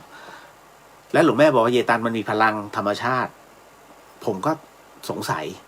นะก็เลยขอดูแต่ไม่เคยเป็นเจ้าของนะเยตันนะฮะก็เลยเป็นน้ำหนักแบบนี้นี่เองนะหลวงแม่ก็เลยบอกมันน่าจะเป็นเหล็กไหลหรือพวกแม่เหล็กอ่ะนั่นแหละนะฮะเหล็กเยตันก็โอเคนะฮะคุณอภิชาติบอกว่าสวัสดีครับพี่เลียวสวัสดีครับผมนะคุณจินนชาใส่นอนได้เลยค่ะมันจะหนักไหมเสร็จปุ๊บมือมันจะงีอย่างเงี้ยพี่ฉีดแอสตราเข็มที่3ไม่มีข้างเคียงอื่นนอกจากหิวบ่อยแล้วก็ง่วงเร็วเห็นไหมหิว เนี่ยเขาเรียกผลข้างเคียงพี่ตู่ นะฮะนะฮะมาถึงคุณสมพงษ์ ตอนเช้ายังหนาวอยู่ครับ ที่เชียงคำอยู่พะเยาติดภูชีฟ้าครับ โอ้นะฮะต้องไปให้ได้นะอ้าวเดี๋ยวนะครับขออนุญาตขอดูก่อนเพราะว่าผมไม่ได้เลื่อนอันนี้ไงนะฮะก็มีหลายๆอย่างนะฮะที่ทุกอย่างย่อมเข้ามาในช่วงเหตุการณ์นะตรงนั้นพอดีวันนี้ผมคือเพื่อนผมคนหนึ่งสาวสวยเลยสวยเลยนะเพราะว่าเขาเป็นอดีตนักแสดงแล้วก็นางแบบนะฮะไม่บอกชื่อนะฮะผมก็มีเพื่อนแบบนั้นเหมือนกัน นะแล้วพอดีเขาคือเขาแต่งงานไปแล้วคราวนี้เหมือนกับว่าชีวิตคู่ครองนะโอเคไม่ได้มีปัญหาไม่ได้มีทายาทและปรากฏว่าเมื่อไม่นานมานี้สามีเขาเสียชีวิตลงนะฮะเธอก็กึ่งนักจัดรายการเหมือนผมนี่แหละแล้วคราวนี้มันก็เหมือนกับบางวันก็ชีวิตก็โอเคบางวันก็ชีวิตไม่โอเคเหมือนกับเป็นการคิดถึงนะฮะก็เลยเขาก็เลยโพสต์ออกมาผมก็เลยโพสต์กลับไปแล้วก็พูดคุยกันนิดหนึ่งนะเขาบอกว่าถ้ามัวจดจำอดีตที่เคยทุกข์แล้วจะมีปัจจุบันที่เป็นสุขได้ยังไงพอถึงตรงนี้เสร็จปุ๊บทุกคนก็เข้ามาให้กำลังใจเลยตึ้งผมก็เลยบอกไปว่าเธอ2 อย่างให้จำไว้เลย2 อย่างที่เธอไม่สามารถเอาคืนมาได้1นั่นคือสายน้ำ2นั่นก็คือเรื่องของการเวลาเรื่องของการเวลานั้นแน่นอนที่สุดฮะยังไงแล้วเอากลับมาไม่ได้สิ่งใดเกิดขึ้นมันเกิดขึ้นแล้วต้องยอมรับในสิ่งที่มันเกิดขึ้นเราจะกลับไปแก้เหตุการณ์นั้นไม่ได้นอกจากวันนี้ผมเลยบอกว่าวันนี้จงทำวันนี้ให้ดีแต่ไม่ใช่ทำวันนี้เพื่อวันข้างหน้าสงสัยไหมฮะทำไมผมถึงบอกว่าไม่ใช่ทำวันนี้เพื่อวันข้างหน้าการทำวันนี้ให้มันดีที่สุดนะฮะที่หลายๆคนได้ยินอยู่บ่อยๆการทำวันนี้ให้ดีที่สุดเพราะเราจะมีความสุขเฉพาะช่วงที่เป็นอยู่ในปัจจุบันเป็นปัจจุบันขณะแต่ถ้ามันจะมีความสุขไปจนถึงพรุ่งนี้คือการคาดหวังนั่นเขาเรียกว่าการวางแผนถูกไหมฮะมันคือการวางแผนซึ่งเราวางเอาไว้ว่ามันจะต้องไปถึงวันพรุ่งนี้ให้ได้ทุกคนก็จะหวังอย่างนี้เสมอแต่ทำไมผมถึงไม่บอกว่าไอ้ความสุขเนี้ยมันจะถึงไปอนาคตแล้วถ้าอนาคตมันไม่สุขล่ะแล้วถ้าพรุ่งนี้เช้าไม่เป็นอย่างที่คิดไว้ล่ะหรือคุณเตรียมไว้ตอนนี้ให้มีความสุขเพื่อวันพรุ่งนี้จะได้มีความสุขต่อแต่เมื่อตื่นขึ้นมาแล้วมันเกิดไม่มีความสุขล่ะเห็นไหมผิดแผนถูกไหมฮะเพราะฉะนั้นพระพุทธองค์จึงบอกว่าให้อยู่กับปัจจุบันขณะนั่นล่ะนั่นคือสิ่งที่ผมจึงบอกไว้ว่าเฮ้ยอยู่ตรงนี้นะฮะอย่าเพิ่งไปคิดว่าเดี๋ยววันพรุ่งนี้จะต้องเวิร์กหรือว่าปีหน้าต้องเวิร์กไม่มันยังมาไม่ถึงอะไรก็คาดเดาไม่ได้ถูกไหมฮะหลายๆคนกำลังคาดหวังว่าเดี๋ยวพรุ่งนี้จะต้องเป็นงั้นนะจะต้องมีความสุขร่วมกันสุดท้ายตายเห็นไหมความสุขอยู่ตรงไหนความสุขจริงแล้วอยู่แค่ปัจจุบันนะฮะก็เลยบอกเข้าไปอย่างนั้นนะฮะก็เหมือนจะดีขึ้นแต่ไม่รู้จะดีขึ้นหรือเปล่า นะฮะคือในเรื่องของเวลาเนี่ยยังไงก็เอากลับคืนมาไม่ได้แต่เรื่องของสายน้ำเนี่ยแปลก ในเรื่องของสายน้ำมันมีเรื่องราวที่แปลกฮะบางครั้งก็ต้องตบปากตัวเองนี่แน่นะฮะไหนบอกสายน้ำไหลย้อนกลับไม่ได้มีฮะเรื่องราวตรงนี้ผมก็เล่าเรื่องซ้ำๆไม่ว่ากันเนาะนะฮะเรื่องราวของครูบาเจ้าศรีวิชัยไง นะฮะเรื่องของเรื่องก็คือว่าหลังจากที่ครูบาเจ้าศรีวิชัยนั้นนะฮะพ้นจากหลายๆเรื่องนะที่เกิดขึ้นกับตัวของท่านนะฮะคือครูบาเจ้าศรีวิชัยเนี่ยเจอข้อหาเรียกว่าเป็นอุปชานะฮะโดยที่คือพระที่เป็นอุปชาได้ต้องสอบนะฮะต้องมีการรับรองแต่คราวนี้ครูบาเจ้าศรีวิชัยเนี่ยท่านไม่ได้มีผู้ใดรับรองหรือว่าผ่านการสอบในเรื่องของการสอบเป็นพระอุปชาแต่ท่านน่ะ จริงๆแล้วถ้าพรรษาถึงมันก็ไม่น่ามีปัญหาแต่คราวนี้ปรากฏว่าเหมือนกับท่านถูกกลั่นแกล้งนะที่เชียงใหม่นี่แหละนะครับพอมีคนไปแจ้งว่าบวชพระโดยที่ตนนั้นไม่ได้เป็นอุปชาก็เลยถูกสอบสวนไงฮะถูกกักไว้แล้วก็จากนั้นก็ถูกย้ายไปที่ลำพูนแต่ทั้งหมดทั้งมวลนั้นหลังจากที่สืบสวนแล้วเนี่ยไม่มีความผิดนะฮะไม่มีความผิดท่านก็เลยรู้สึกว่าเสียความรู้สึกนะฮะเลยจึงกลับไปวัดบ้านปางในขณะนั้นเองเนี่ยฮะท่านเรียกว่าเป็นเจ้านายฝ่ายเหนือของจังหวัดเชียงใหม่นั้นนะครับก็อยากจะนิมนต์ท่านกลับสู่จังหวัดเชียงใหม่นะเพราะว่าถือว่าครูบาเจ้าศรีวิชัยนั้นท่านทำคุณประโยชน์ให้กับล้านนาได้เยอะมากให้กับเชียงใหม่เยอะมากครับนะฮะก็เลยอยากให้ครูบานั้นกลับมาตรงนี้ให้เป็นมิ่งขวัญของชาวเชียงใหม่แต่จริงๆแล้วครูบาท่านเป็นคนลำพูนนะฮะเป็นชาวลำพูนอยู่วัดบ้านปางเลยนะฮะพอถึงตรงนั้นเสร็จปุ๊บก็เลยจัดตั้งขบวนไปขอเข้ามานะพอไปขอเข้ามาที่วัดบ้านปางเสร็จปุ๊บก็เลยขอนิมนต์ท่านกลับสู่เชียงใหม่ปรากฏว่าครูบาเจ้าศรีวิชัยนั้นท่านปฏิเสธนะฮะไหนๆก็มาแล้วเอาพักกันก่อนแต่ถ้าให้กลับคงไม่กลับนะเอาเหอะตามเหตุปัจจัยครูบาก็เลยบอกว่าเราจะกลับไปที่เชียงใหม่ถ้าวันใดที่สายน้ำกลับวันใดที่สายน้ำนั้นย้อนกลับเราจะกลับสู่เชียงใหม่สงสัยไหมฮะมีเหรอวันใดที่สายน้ำกลับย้อนกลับมานั่นหมายถึงว่าครูบากำลังพูดถึงน้ำปิงฮะวันใดที่น้ำปิงนั้นย้อนกลับไหลย้อนกลับเมื่อไหร่วันนั้นเราจะกลับสู่เชียงใหม่เพราะฉะนั้นมันแทบเป็นไปไม่ได้ครับคุณผู้ฟังหลังจากที่การเวลาผ่านไปจนครูบาเจ้าศรีวิชัยนั้นท่านมรณภาพลงนะฮะสายน้ำปิงก็ยังไม่ไหลย้อนกลับนะฮะจนกระทั่งวันหนึ่งนะฮะปรากฏว่าเหตุการณ์อัศจรรย์เกิดขึ้นเมื่อขบวนรถที่นำเอารูปปั้นของครูบาเจ้าศรีวิชัยที่ปั้นจากพระนครเนี่ยกำลังเดินทางข้ามสะพานนวรัตน์นะฮะสู่ลพบุรี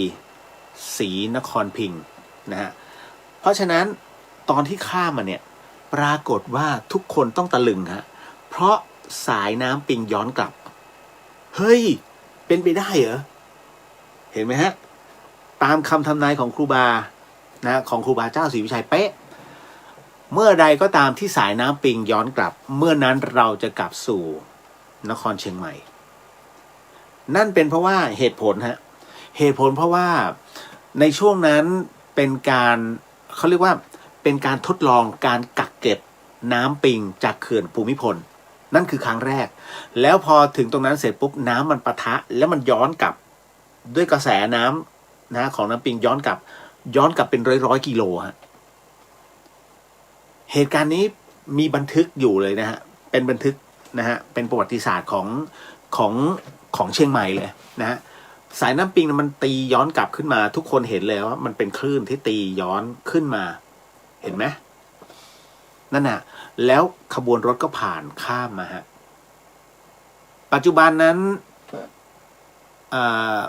รูปปั้นครูบาเจ้าศรีวิชัยก็คือก่อนทางขึ้นวัดพระธาตุดอยสุเทพเชิงดอยสุเทพที่หลายๆคนน่ะไปเมื่อจะขึ้นดอยสุเทพปุ๊บก็ต้องมาสักการะครูบาเจ้าศรีวิชัยณตรงนี้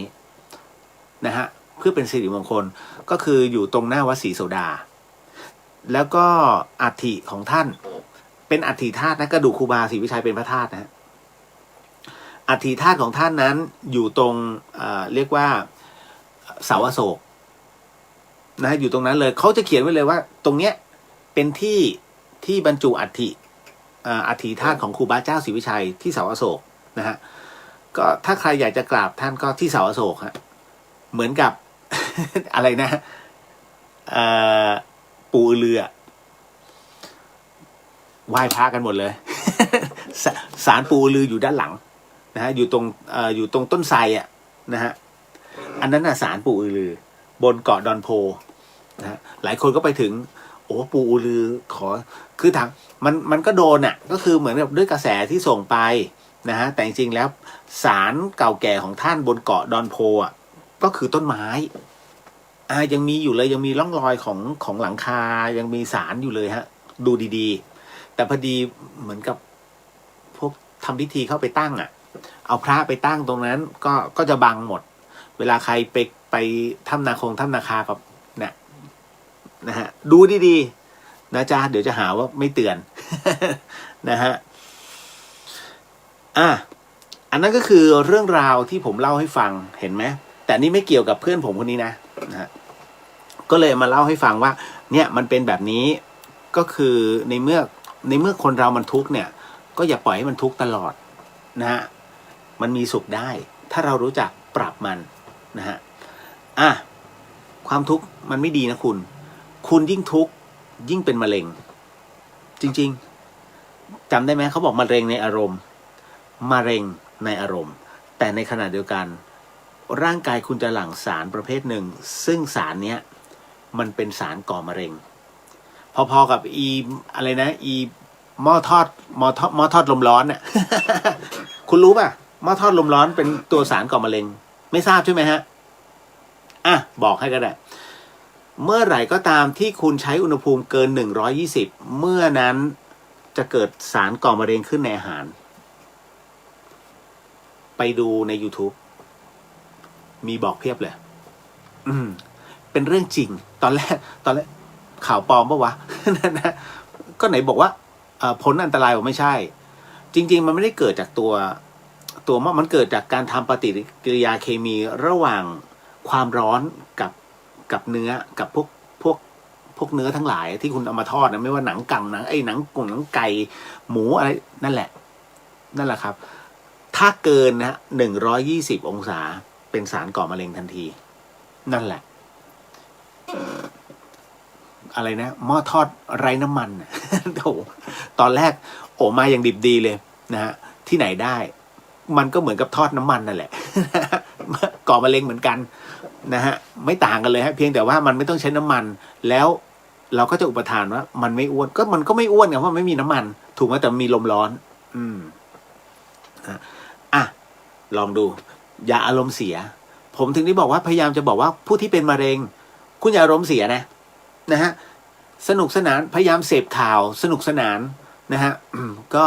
ดูในสิ่งที่เป็นความบันเทิงแต่ถ้าคิดว่ามันหาความบันเทิงไม่ได้ไม่ดูนะฮะ แค่นั้นแหละนะแล้วก็รับประทานอาหารที่มันเป็นชีวจิตอันนี้ผมพูดถึงคนเป็นมะเร็งนะฮะเริ่มมาหมวดสุขภาพแล้วนะเพราะว่าผมก็ยังพูดอยู่ว่าผมเคยสัมภาษณ์อาจารย์สาธิตอินทรคำแหงก่อนท่านเสียนะฮะที่อมรินทร์เนี่ยไม่มีใครกล้าคุยผมก็สงสัยทำไมไม่คุยมีป้ายุงมีคุณตุ๊กมีคุณแพรแล้วก็มีไอ้น้องอีกคนหนึ่งเป็นโปรดิวเซอร์ตุ้ง4 คนที่คุยแต่คุยแบบสุภาพมีผมเถื่อน เลี้ยวไปปุ๊บอาจารย์ผมถามนิดนึงอยากรู้มากๆคือเราต้องใช้น้ำเสียงที่มันอยากรู้ไอ้นี่มันอยากรู้จริงๆนะไม่ใช่ไปถามแบบถามรองภูมิไอ้นี่โดนตบ ใครถามรองภูมิเนี่ยถูกตบ แล้วถูกด่ากลับไงผมไม่ใช่แต่ผมอาจารย์ผมอยากรู้จริงๆนะแต่ผมก็ไม่กล้าถามเพราะทุกคนไม่กล้าถามมาเหอะคุณอยากถามมาถามมาโอเคแล้วอาจารย์ให้ผมสัมภาษณ์คนเดียวเลยนะเพราะผมถามจริงจังไม่ใช่มาถามแบบรองภูมิท่านไม่ใช่ผมถามเลยอาจารย์อย่างชีวจิตเนี่ยผมถามจริงนะรอดทุกคนไหมคนที่เป็นมะเร็งเพราะว่าจำได้ว่าขอชื่อบุคคลที่3อย่างพี่วิจารณ์เนี่ยผมจำได้แกตัดลำไส้ไป3 เมตรเป็นมะเร็งที่ลำไส้หมอบอกอยู่ได้ไม่เกินแล้วมันกำเริบเพราะมะเร็งนี้มันไม่มีหายนะคุณมันเหมือนกับมีรากแล้วคุณหาไม่เจอใครบอกคีโมหายให้อีก3 ปีเดี๋ยวคุณจะรู้ว่ามันจะเริ่มนะฮะถ้าไม่เลี้ยงเขาไว้เฮ้ยเลี้ยงได้เหรอจริงฮะมะเร็งไม่หายแต่เลี้ยงไว้เป็นเพื่อนได้อันนี้คือหลักชีวจิตผมก็เลยถามอาจารย์รอดทุกคนไหมอาจารย์บอกว่าตอนนั้นนะเป็นการเริ่มชีวจิตใหม่ๆที่คนเข้าไปเนี่ย นะฮะ20,000 กว่าคนตาย9 คนผมตกใจเลยจริงดิอาจารย์ตาย9 คนจริงเหรอก็ถ้าถ้าถ้าเขายังไม่นอนเตียงนะโอกาสรอดสูงแต่ถ้าเขานอนเตียงแล้วยากแล้วก็ถ้าใช้คีโมมาแล้วอันนี้ก็พูดลำบากแต่ถ้าไม่ใช้คีโมโอกาสรอดสูงมันก็เลยทำให้ผมอยากรู้เอ้าแล้วยังไงแล้วมะเร็งมันหายมะเร็งไม่หายแต่มะเร็งมันอยู่เราอย่าไปกินในสิ่งที่มะเร็งมันกินโอ้โหถึงตรงนี้น่าสนใจมากฮะเอาคนที่เป็นมะเร็งนะฮะหรือว่าคิดว่าตัวนั้นมีอนาคตต้องเป็นฟังเอาไว้ดีแลกเปลี่ยนเป็นวิทยาทานผมบอกแล้วใครสนใจก็ได้ใครไม่สนไม่แคร์ อันที่1ฮะน้ำตาลทรายขาวอย่ากินให้กินน้ำตาลทรายแดงน้ำตาลทรายแดงไม่ใช่น้ำตาลย้อมสีนะไม่ใช่นะน้ำตาลทรายแดงก็คือไอ้น้ำตาลป่นๆที่เขาใส่กาแฟที่มันไม่ค่อยหวานน่ะกับน้ำตาลหญ้าหวานถ้าอยากจะกินหวานนั่นแหละฮะอันที่2นะฮะร่างกายคนเราไม่ได้ต้องการโปรตีนมากมายเขาแค่ต้องการแค่ปลา1 ชิ้นนะฮะเนื้อไก่นิดๆแค่นั้นเลยนะครับแล้วก็อันที่3ข้าวนี่เป็นน้ำตาลนะให้กินข้าวกล้องข้าวกล้องเท่านั้นนะครับเพราะว่าอันเนี้ยมะเร็งไม่กินนะฮะห้ามกินน้ำตาลนะคุณโอ้โหมะเร็งชอบเลยห้ามอารมณ์เสียทำได้เหรอห้ามอารมณ์เสียนะฮะก็เมื่อคิดว่าเราหงุดหงิดต้องรีบปลดออกไปต่อมาต้องรู้จักออกกำลังเขาจึงการออกกำลังของชีวจิตก็คือระบำพองต้องมีไม้พรองออกกำลังทุกวันนะฮะแล้วจากนั้นดีท็อกฮะต้องยอมดีท็อกคือสวนตูดพูดง่ายๆนะฮะเขาเรียกล้างพิษออกไปแค่นั้นการดีท็อกนั้นได้อย่างเสียอย่างคุณต้องเลือกเอานะฮะได้คืออะไรมันล้างลำไส้จนคุณสะอาดนะฮะเสียคืออะไรมี2 อย่างฮะ1คุณจะถ่ายไม่เป็นเวลาขออภัยมี3 อย่าง1คุณจะถ่ายไม่เป็นเวลา2สุ่มเสี่ยงการเป็นฤทธิ์สีดวง3อันหนึ่งก็คือว่ามันจะมีบางอย่างฮะซึ่งเป็นเขาเรียกว่าอะไรนะมันเป็นเขาเรียกอะไรเซลล์ที่มันดีเอาออกไปด้วยเขาเรียกอะไรวะเดี๋ยวผมจำชื่อไม่ได้บางอย่างมันก็ออกไปด้วยก็คือออกไปทั้งลำไส้นั่นแหละเรื่องของเรื่องแต่ว่ามันก็รักษาเพราะว่าอย่างของพี่วิจารณ์ที่บอกอยู่ได้3 เดือนปัจจุบันยังมีชีวิตอยู่นะหลายๆคนที่เป็นมะเร็งที่โพรงจมูกที่บอกแย่ๆแล้วปัจจุบันก็ยังมีชีวิตอยู่ที่หมอบอกไม่เกิน3 เดือนไงฮะแต่ขอให้อย่านอนเตียงถ้านอนเตียงเรียบร้อยแค่นั้นนะฮะอยากรู้รายละเอียดไปลองติดต่อขอชมรมชีวจิตคุณจะได้รับความรู้แล้วก็ถ้าเป็นไปได้ลองสมัครเข้าชมรมแล้วผมถามอย่างอาจารย์อย่างผมชอบกินมากเตี๋ยวอย่างผมอยากกินลูกชิ้นเนื้อสดเงี้ยไม่แล้วผมต้องทำยังไงคือชีวจิตเนี่ยเขาจะกินอะไรที่ไม่ใช้น้ำมันนะฮะทอดน้ำเลยนะฮะแล้วก็ปรุงรสนิดหน่อยไม่ได้จัดมากนะฮะยิ่งเค็มไม่ได้เลยนะฮะต้องคุมทุกอย่างลองดูกับกลุ่มชีวจิตแล้วคุณจะรู้แล้วผมก็ถามไงเรื่องของอยากกินเตี๋ยวลูกชิ้นเนื้อสดทำไงอาจารย์บอกก็กินไงคุณอยากกินอะไรคุณก็กินน้ำพริกกะปิถ้าคุณอยากกินคุณก็กินไปเถอะแล้วยังไงถ้าผมเป็นโรคมันก็กำเริบกินก็ต้องรู้จักเอาออกไงเก็ตเลยฮะหมายถึงว่าคุณอยากกินแล้วก็กินแต่ท้ายที่สุดคุณต้องเอาออกก็คือการดีท็อกเอาออกไปรับรู้รสแล้วไงนะอย่างนี้นี่เองนั่นก็คือเรียกว่าเบื้องต้นที่ผมให้เป็นข้อมูลและเป็นการให้กำลังใจกับคนที่เป็นมะเร็งและผู้ที่กำลังจะเป็นนะฮะอันนี้คือแชร์กันได้คุณอย่าเพิ่งไปหวังในเรื่องของสมุนไพรหวังได้ไม่มีปัญหา แต่ควบคู่กันไปดีกว่านั่นแหละทำไมคีโมดีไหมคีโมก็ในส่วนของการแพทย์ถือว่าดี แต่ผมว่ามันเอาเซลล์ดีออกไปด้วย เพราะฉะนั้นเนี่ยลองดูก่อนไหมลองดูว่าในอนาคตเนี่ยตอนนี้เขาทุกประเทศเขากำลังวิจัยเรื่องมะเร็งอยู่นะฮะผมว่าอีกไม่นานน่าจะมีผลิตภัณฑ์ที่ดีนะฮะที่รักษามะเร็งได้นะครับถือว่าแลกเปลี่ยนความคิดจบนะฮะกับเรื่องราวตรงนี้ต่อมา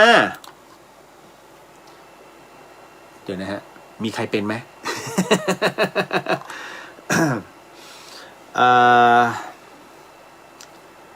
ผมอายุ38ก่อนอายุไม่มากแล้วอายุก็ไม่น้อยแล้วนะฮะ38ผมอายุ38ครับพี่ชอบฟังรายการพี่เลียวครับแต่ผมลองเปิด YouTube หลวงปู่ต่างๆแล้วเนี่ยผมว่าไม่ค่อยสนุกครับของพี่สนุกกว่าเดี๋ยวแยกให้ออกหลวงปู่ท่านก็ธรรมะของพี่เนี่ยธรรมะนิดๆประสบการณ์อะซะส่วนใหญ่แล้วก็ระบบของการศึกษาที่เราศึกษาค้นคว้าเองก็อีกส่วนหนึ่งผมจะประกอบกันทั้งหมดนะฮะน้องเขาบอกผมจึงสงสัยว่าทำไมผู้ใหญ่จึงชอบฟังพระเทศครับทั้งที่ประสบการณ์ชีวิตบางคนมากกว่าพระนั้นๆอีกดูเหมือนไม่มีอะไรแต่มันมีอะไรนะเนี่ยนะฮะผมอายุ38นะฮะชอบฟังรายการพี่ครับนะแต่ผมลองเปิด YouTube หลวงปู่หลวงตาต่างๆแล้วเนี่ยผมว่าไม่ค่อยสนุกสู้รายการพี่เลียวไม่ได้ผมจึงสงสัยว่าทำไมผู้ใหญ่จึงชอบฟังพระเทศครับทั้งที่ประสบการณ์ชีวิตบางคนมากกว่าพระนั้นอีกไอ้นี่ถามลึกนะ น้องก็ถามลึกจริงๆแล้วเนี่ยผมจะบอกว่าต่อให้ท่านอายุ80กว่านะฮะพระรูปนั้นอายุ40กว่านะครับท่านประสบการณ์มากกว่าพระก็จริงแต่ประสบการณ์ของท่านคือผู้ตั้งอยู่ในความประมาทซึ่งยังมีความประมาทสูงนะครับ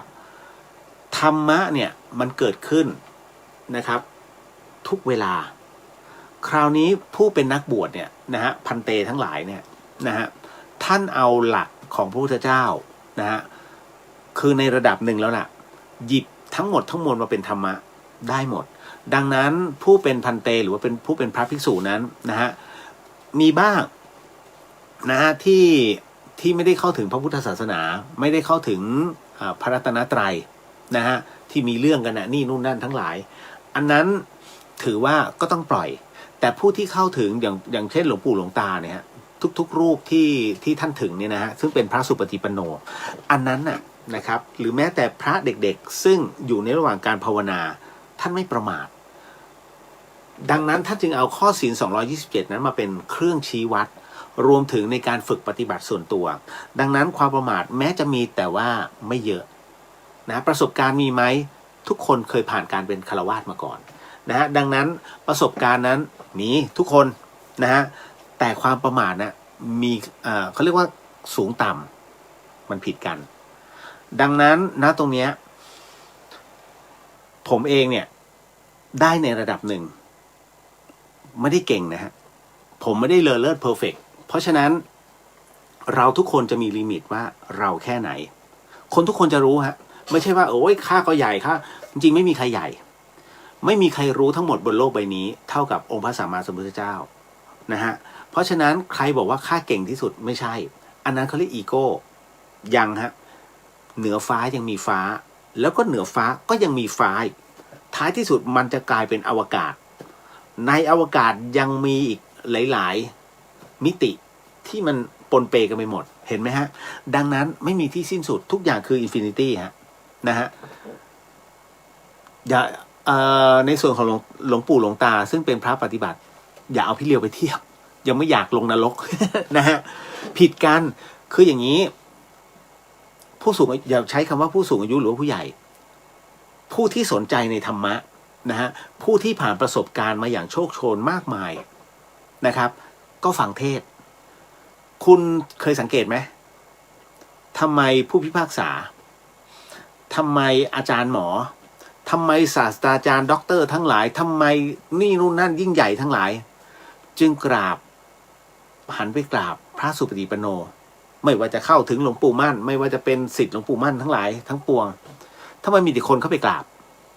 ไม่สังเกตเหรอฮะทั้งที่ทุกคนเนี่ยโอ้โหชีวิตเป็นนักธุรกิจรวยเป็น100 ล้านเข้าใจใช่ไหมฮะเพราะสุดท้ายแล้วเนี่ยเขาอยากได้ธรรมะ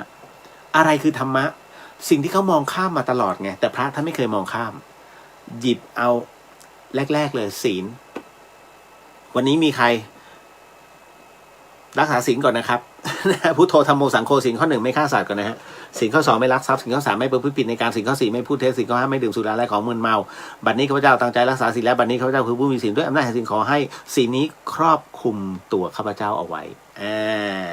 ให้กลายเป็นผู้มีบุญนี่เพราะฉะนั้นเนี่ยทั้งหมดทั้งมวลเวลาไปหาหลวงปู่ท่านไม่ได้เทศอะไรลึกซึ้งฮะท่านไม่ได้บอกเราปฏิจจสมุปบาทนั้นนะจะต้องมีเท่าไหร่นะฮะท่านไม่ได้บอกหรอกว่าในเรื่องของชีวิตของคนเรานั้นนะฮะมันจะต้องมีอะไรบ้างที่เข้ามาเป็นขั้นตอนแต่ท่านจะสอนเล็กๆน้อยๆกฎแห่งไตรลักษณ์ถูกไหมครับนะฮะทานศีลภาวนาเจริญซะนะฮะศีลมีไว้ก็ดีท่านพูดอยู่แค่นี้ไม่ได้มีอะไรมากมายเลยฮะนะฮะถูกไหมดังนั้นเนี่ยที่ท่านสอนเป็นเบสิกนะครับเพราะว่าท่านน่ะจะชี้ให้เห็นว่าเราทุกคนประมาทในขณะเดียวกันคนระดับเนี้ยนะฮะคนระดับเจ้าของบริษัททั้งหลายนะฮะเป็นถึงข้าราชการชั้นผู้ใหญ่ทั้งหลายแต่ทำไมต้องไปหาหลวงปู่หลวงตาจบป .4 เพราะคนเหล่านี้ต้องการใครสักคนหนึ่งฮะช่วยตกกิเลสตนน่ะให้ลงมาให้ได้เพราะฉะนั้นก็ต้องหานาบุญทำไมล่ะป .4 แค่นั้นน่ะนะฮะฉันต้องไปฟังทำไมพระจบแค่นี้ฉันจบมหาวิทยาลัยนะฮะจบจากเมืองนอกเมืองนาจริงๆไม่ใช่หรอกครับสิ่งที่ท่านเขาเรียกว่าซีโรราบให้1ในเรื่องของศีล2ในเรื่องของการที่เป็นครูบาอาจารย์แห่งผู้ที่เคารพนับถือ3บารมีธรรมนี่แหละฮะที่เป็นตัวกดให้ยังไงกูก็ต่ำกว่าท่าน นะเข้าใจไหมฮะดังนั้นเนี่ยที่ชอบฟังก็คือธรรมะของท่านซึ่งชี้ให้เราเห็นเป็นข้อๆแล้วมันใช่และทำให้เรานะไม่ประมาทไม่ใช่ว่าเขาเป็นผู้ใหญ่เด็กก็มีฮะที่ฟังกันอยู่เยอะแยะเนาะอันนี้นะครับอย่าไปบอกว่าคนนู้นคนนี้นะครับ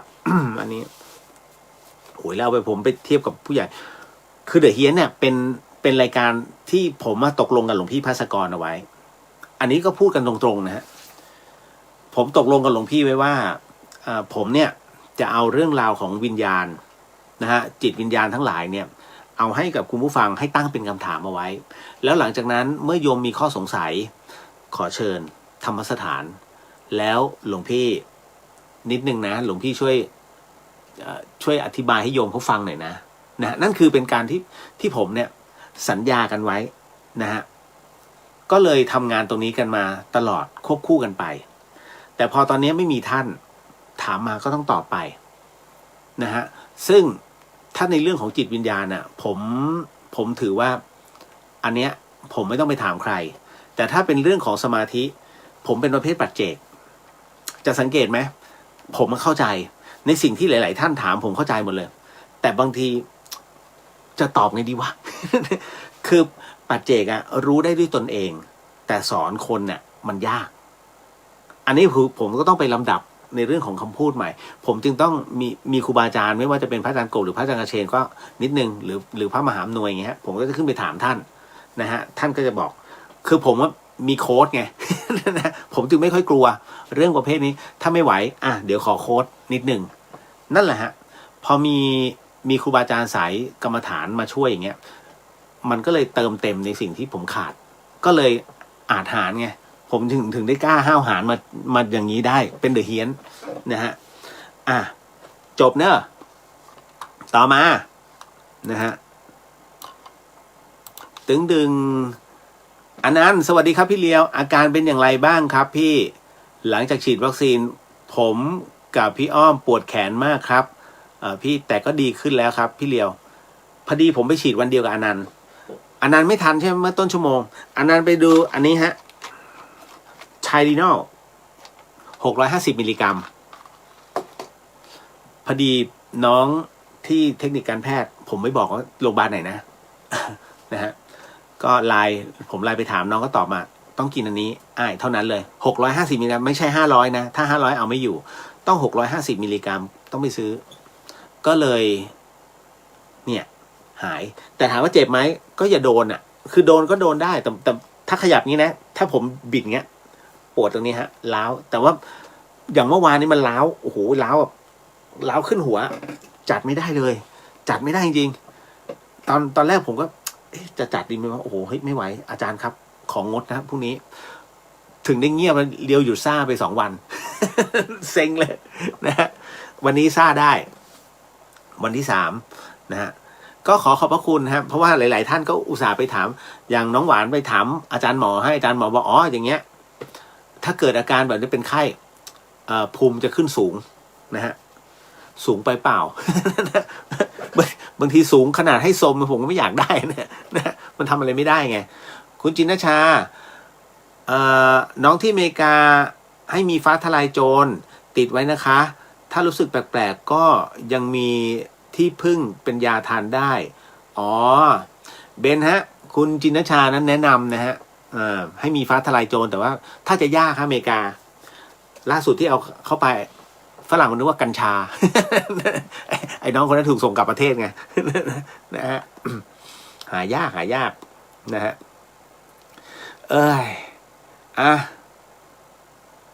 อันนี้คุณสมพงษ์ตอนเช้ายังหนาวอยู่ครับอ๋ออันนี้ไปแล้วคุณคุณอันนี้ไหนนะ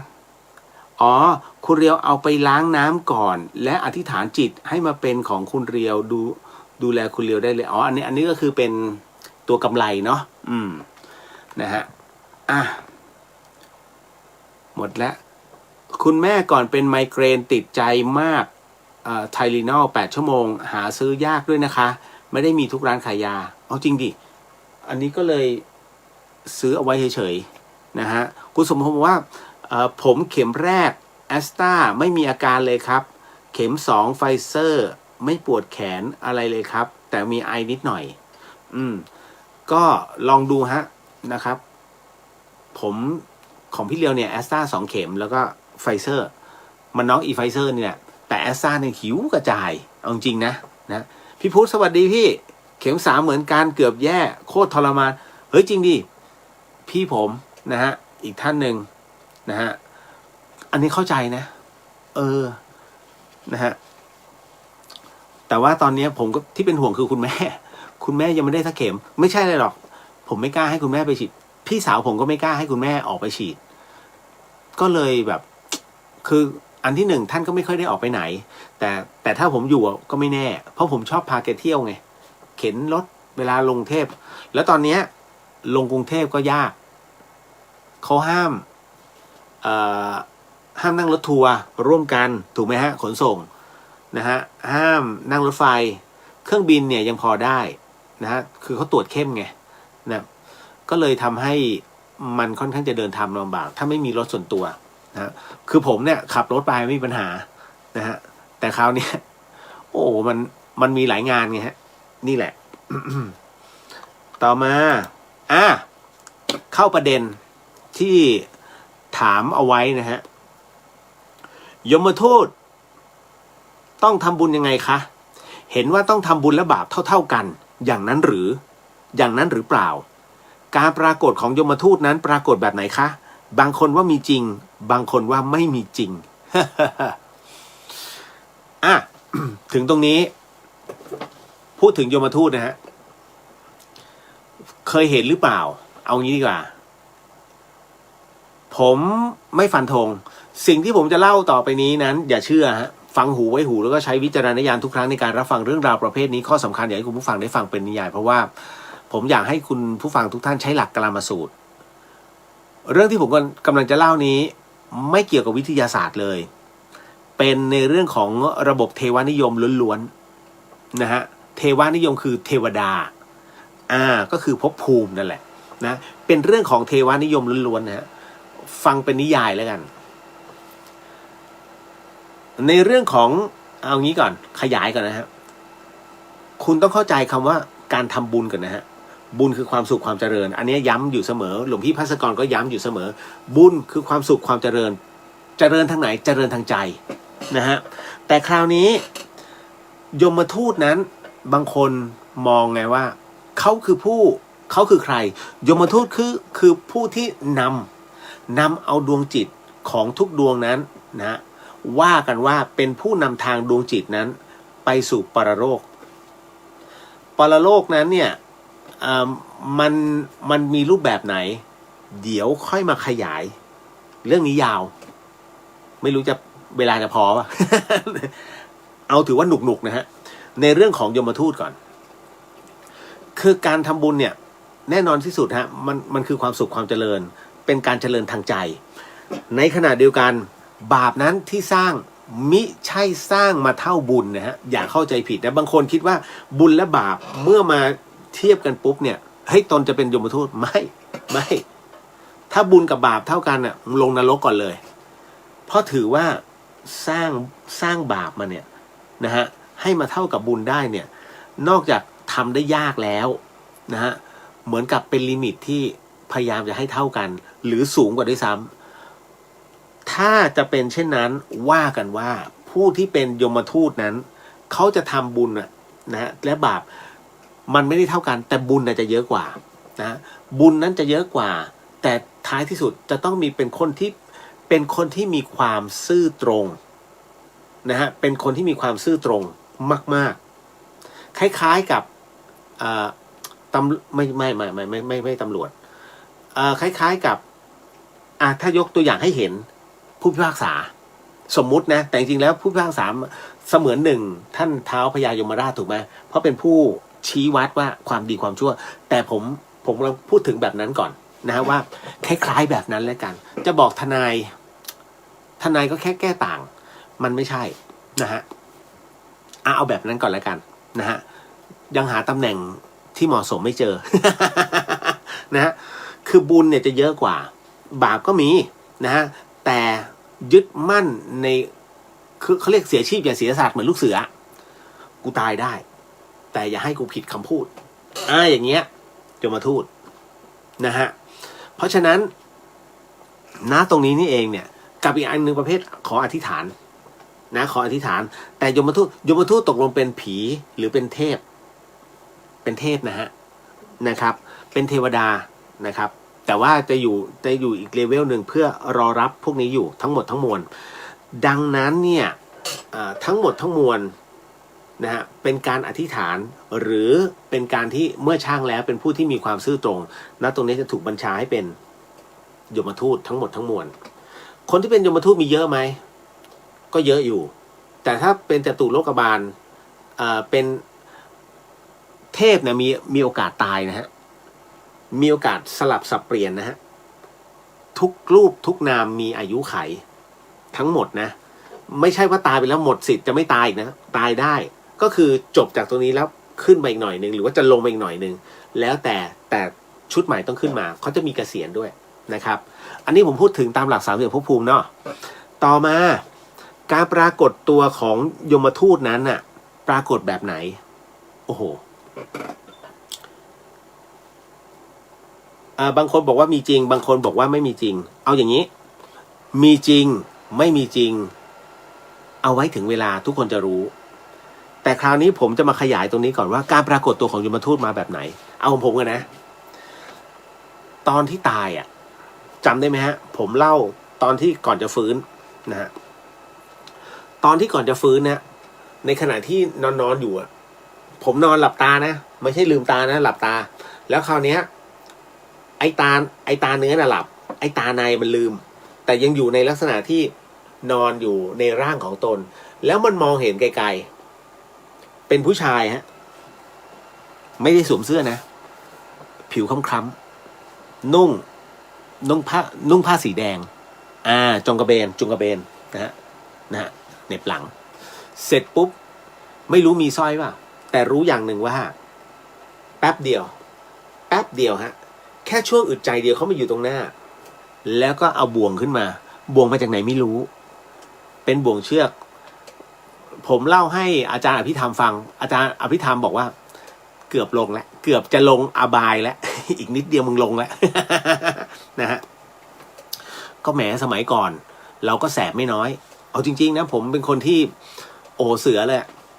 จริงๆหนักมากชีวิตผมอะแล้วหลังจากนั้นพอเขามาถึงเนี่ยจากที่เคยตัวเล็กเนี่ยแล้วตัวเขาใหญ่กว่าผมด้วย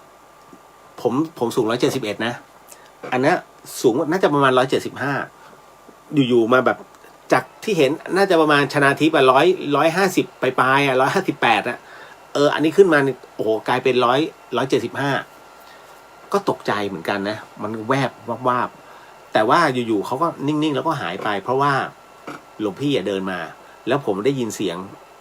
คือทุกอย่างเนี่ยเราไม่ได้ตายจริงๆนะเราตายเทียมฮะคืออภิธรรมบอกว่าผมมาตายไปแล้วซึ่งผมก็บอกผมมาตายไปแล้วแต่ในขณะเดียวกันทำไมเรายังได้ยินเขาบอกเข้าไม่ได้ครับเข้าไม่ได้ครับญาติเข้าไม่ได้ครับเห็นไหมผมยังได้ยินเลยนั่นแหละแต่จริงๆแล้วเขาบอกมันเข้าออกเร็วมากหลวงพี่ก็บอกมันเข้าออกเร็วมาก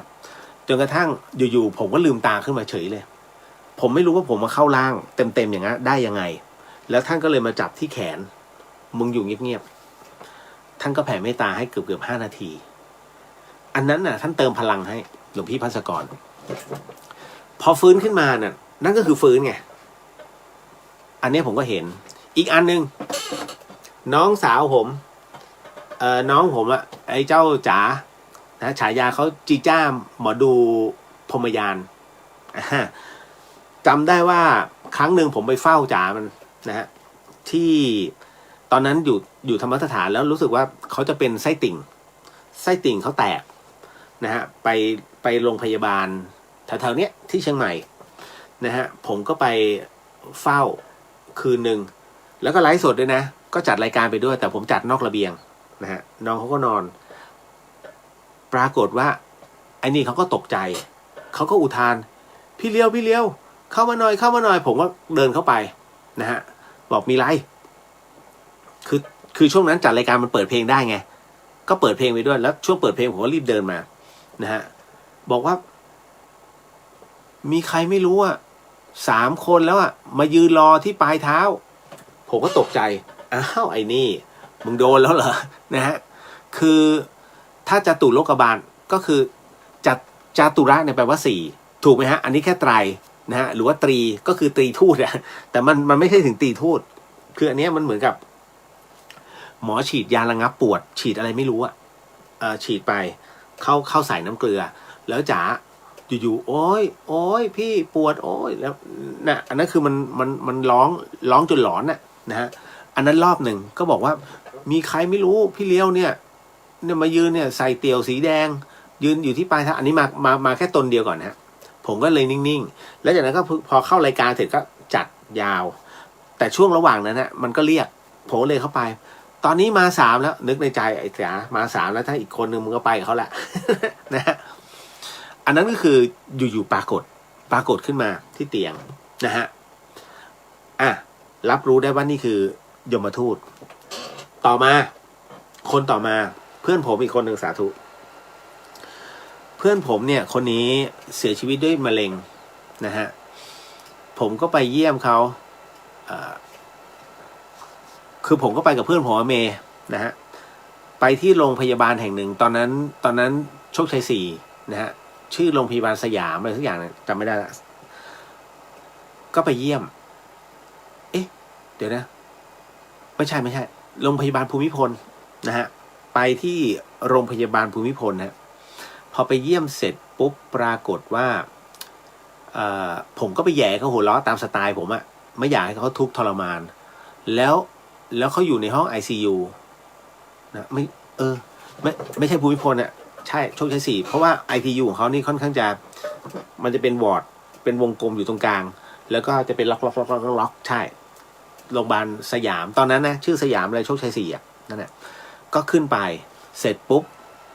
ผมก็ตกใจเลยเฮ้ยเอาจริงนะอันเนี้ยด้วยความสัตย์จริงที่ผมตกใจเพราะว่าพอแค่เดินเข้าไปผมก็เจอแล้วเป็นผู้ชายคือรอยสักเต็มหลังเลยและตัวดำใส่เตี่ยวแดงไว้ยืนรอน่าจะล็อก2นะคนหนึ่งแล้วก็ขนลุกเลยฮะขนลุกเลยแล้วต่อมาเพื่อนผมคนนี้บอกชื่อแล้วกันเอาบุญเนาะสร้อยเนาะนะฮะเพื่อนผมก็คือชื่อสร้อยนะครับอดีตเป็นพนักงานบัญชีของบริษัทหนึ่งแล้วกันนะฮะก็ไปเยี่ยมแล้วคราวนี้ผมก็อึ้งเหมือนกันก็เยี่ยมสร้อยด้วยนะครับให้กำลังใจเพื่อนด้วยนะฮะ2 คนกับเพื่อนกับเมย์เพื่อนผมนะฮะเสร็จปุ๊บผมเห็นแล้วแต่เก็บไว้ก่อนก็ยังแย่เพื่อนเฮ้ยเดี๋ยวพรุ่งนี้เรามาอีกนะสร้อยนี่นู่นนั่นนะแต่จริงๆแล้วอีกวันหนึ่งผมติดธุระผมก็เลยบอกว่าพอออกมากัน2 คนแล้วนั่งในรถผมก็เลยบอกเมย์กูว่าไม่น่าเกิน2 วันจริงๆมันก็ถามผมว่าทำไม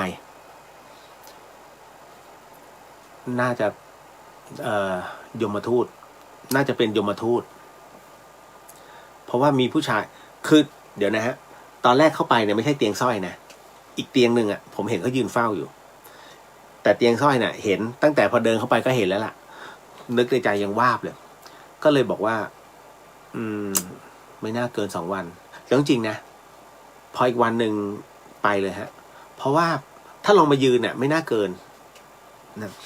ซึ่งอันเนี้ยผมก็เลยบอกเพื่อนตรงนั้นอยู่แล้วมันก็เป็นพยานได้ถ้าเข้ามาในเนี้ยให้มันมาเป็นพยานได้เลยนะฮะเรื่องของยมทูตนะฮะ ก็เลยมีความรู้สึกว่าโอ้โหคือถ้าเห็นอย่างนี้แสดงว่าไม่น่ารอดแต่ทำไมจ๋ารอด ผมเองว่าคือมันบอกไม่ถูกนะการปรากฏตัวนะฮะอีกอันหนึ่งฮะอันนี้มาในฝันจำได้เรื่องที่ผมเล่าเรื่องของแม่ชีย่าผมนะฮะอันนั้นก็คือฝันแล้วข้ามแล้วฝันตอนที่คุณย่าฝันเห็นคุณปู่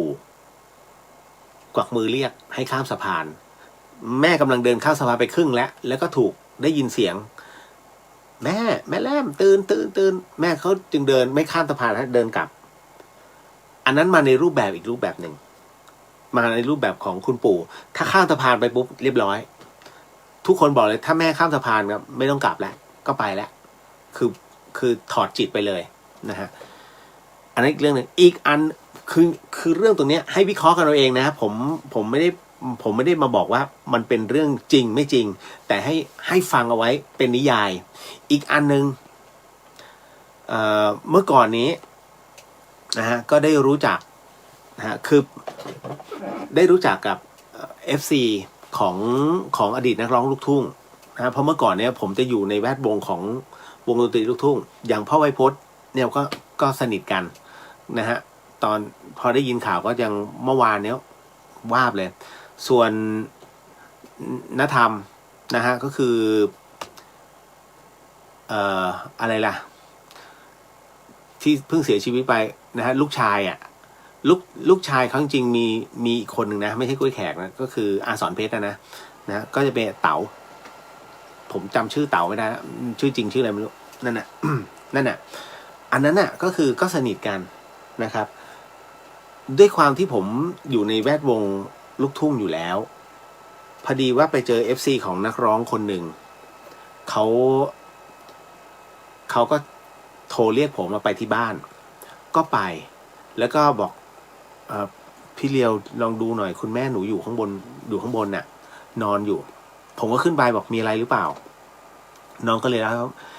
เมื่อวานแม่ตายเฮ้ยผมก็เอ้าจริงดิแม่ตายจริงพี่นี่เขาฟื้นขึ้นมาแล้วเขาพูดอะไรแปลกๆสิ่งต่อไปนี้ที่ผมจะเล่าให้ฟังคือคำพูดของบุคคลที่เคยตายนะฮะแล้วฟื้นมาเหมือนผมแต่เขาก็อยู่ได้ไม่กี่ชั่วโมงนะแล้วก็ตายนะฮะคืออย่างนี้พอผมขึ้นไปเสร็จปุ๊บเนี่ยผ ผมก็สวัสดีครับแม่ แล้วแม่พอดีว่าน้องเขาบอกว่าแม่ตายไปแล้ว แล้วนี่แม่ฟื้นมาได้ไง แม่เขาก็บอกว่า แม่ก็ว่าแม่ตายนะฮะแต่ที่ฟื้นมาเนี่ยมันเป็นอย่างนี้ แม่เขาบอกว่าเหมือนในฝันเหมือนเป็นความฝัน คืออยู่ๆเนี่ย แม่ฝันว่า แม่ก็เดินลงจากบ้านไป ใส่ชุดขาวนะฮะแล้วก็มีเสียงหนึ่งบอกว่าอ้าวรอตรงนี้ แม่เขาก็ยืนอยู่ที่บันไดบ้านฮะปรากฏว่ารออยู่แป๊บหนึ่งก็มีเหมือนกับเป็นรถบัสเลยนะคุณนะฮะขับเข้ามาในบ้าน แล้วก็ตีโค้งแล้วมาจอด แม่บอกว่าบนรถบัสคุณฟังนะบนรถบัสมีแต่คนใส่ชุดขาวไปหมดเลยเต็มคันเลยนะฮะแล้วปรากฏว่ามีผู้ชายคนหนึ่งนะฮะนั่งอยู่ตรงหน้าต่างข้างประตูแล้วก็บอกแม่ว่าคิวเธอยังไม่ถึงของเธอคันหน้าพูดอย่างนี้นะของเธอคันหน้าของเธอเที่ยวหน้าไม่ใช่คันนี้ของเธอเที่ยวหน้าใช้คำว่าของเธอของเจ้าวะแต่ประมาณนี้แต่ผู้ชายคนนั้นใส่ชุดขาวนะฮะแล้วจากนั้นมาบอกแค่นี้แล้วรถก็ออกไปพอถึงตรงนั้นเสร็จปุ๊บแม่ก็เลยหันหลังแล้วก็เดินขึ้นบันไดบ้านแล้วเขาก็ฟื้นฮะอันนี้เกิดขึ้นที่บางสีเมืองนนทบุรีเห็นไหมกับหลายๆเหตุการณ์ที่ผมเอามาเชื่อมต่อกันนะฮะถามว่าปรากฏตัวแบบไหนปรากฏตัวขณะที่ธาตุของคนไม่เท่ากันอยู่ในขั้นหนักแล้วถึงจะมาปรากฏอันที่สองก็คือมาแบบในฝันยิ่งประการสุดท้ายของคุณแม่ที่ใส่ชุดขาวคุณแม่เป็นผู้ที่ปฏิบัติธรรมนะฮะเป็นผู้ที่ปฏิบัติธรรมนะฮะแล้วมีอะไรหลายอย่างตรงนี้ประกอบกับของพี่คนหนึ่งที่ผมบอกจำได้ไหมฮะว่าเป็นบุคคลที่สามารถติดต่อ3โลกได้นะฮะที่อยู่ที่ลำพูนนี่แหละนะฮะคนนี้ถือว่าเป็นบุคคลพิเศษแล้วกันนะฮะตรงที่ว่าตอนที่เขาฝันเนี่ยเขามีนิมิตเป็นทิพย์แต่ตัวจิตเขาสามารถดึงตัวเองออกไปได้นะฮะก็บอกว่าขุนหลวงวิลังคะหนึ่งท่านเป็นผู้นำทางแล้วก็ขุนหลวงวิลังคะเป็นประธานฝ่ายคารวาสหรือว่าฝ่ายมนุษย์แล้วก็ครูบาหลวงวัดฝายหินก็คือครูบาอุ่นเรือนนี่แหละที่อยู่ฝ่ายหินนี่แหละของผมนี่แหละนะอันนั้นก็คือเป็นประธานฝ่ายสงฆ์โดยที่มีพี่คนนี้นะฮะซึ่งตัวจิตของเขาเนี่ยจะเหมือนกับเป็นอีกบุคคลหนึ่งแล้วก็ไป อันนี้นะปรากฏว่าในขณะที่เดินไปในปรภพหรือว่ายมโลกนั้นเนี่ยไม่ได้เดินปกตินะฮะต้องเดินบนจีวรเดินบนจีวรของครูบาหลวงวัดไฟหินเพราะว่าผมก็เลยถามแล้วถ้าสมมติพี่หลุดไปก็มันก็ลวกเหมือนกับว่าร้อนเพราะฉะนั้นต้องเดินบนผ้าเหลืองแต่การเดินอะไรแบบไหนหมายถึงว่าเหมือนกับผ้าเหลืองนั้นมันไม่มีที่สิ้นสุดนะเหมือนผ้าต่อผ้าเหมือนกับเดินผ้าต่อผ้าไปนะฮะก็เดินไปเรื่อยๆแกก็บอกว่า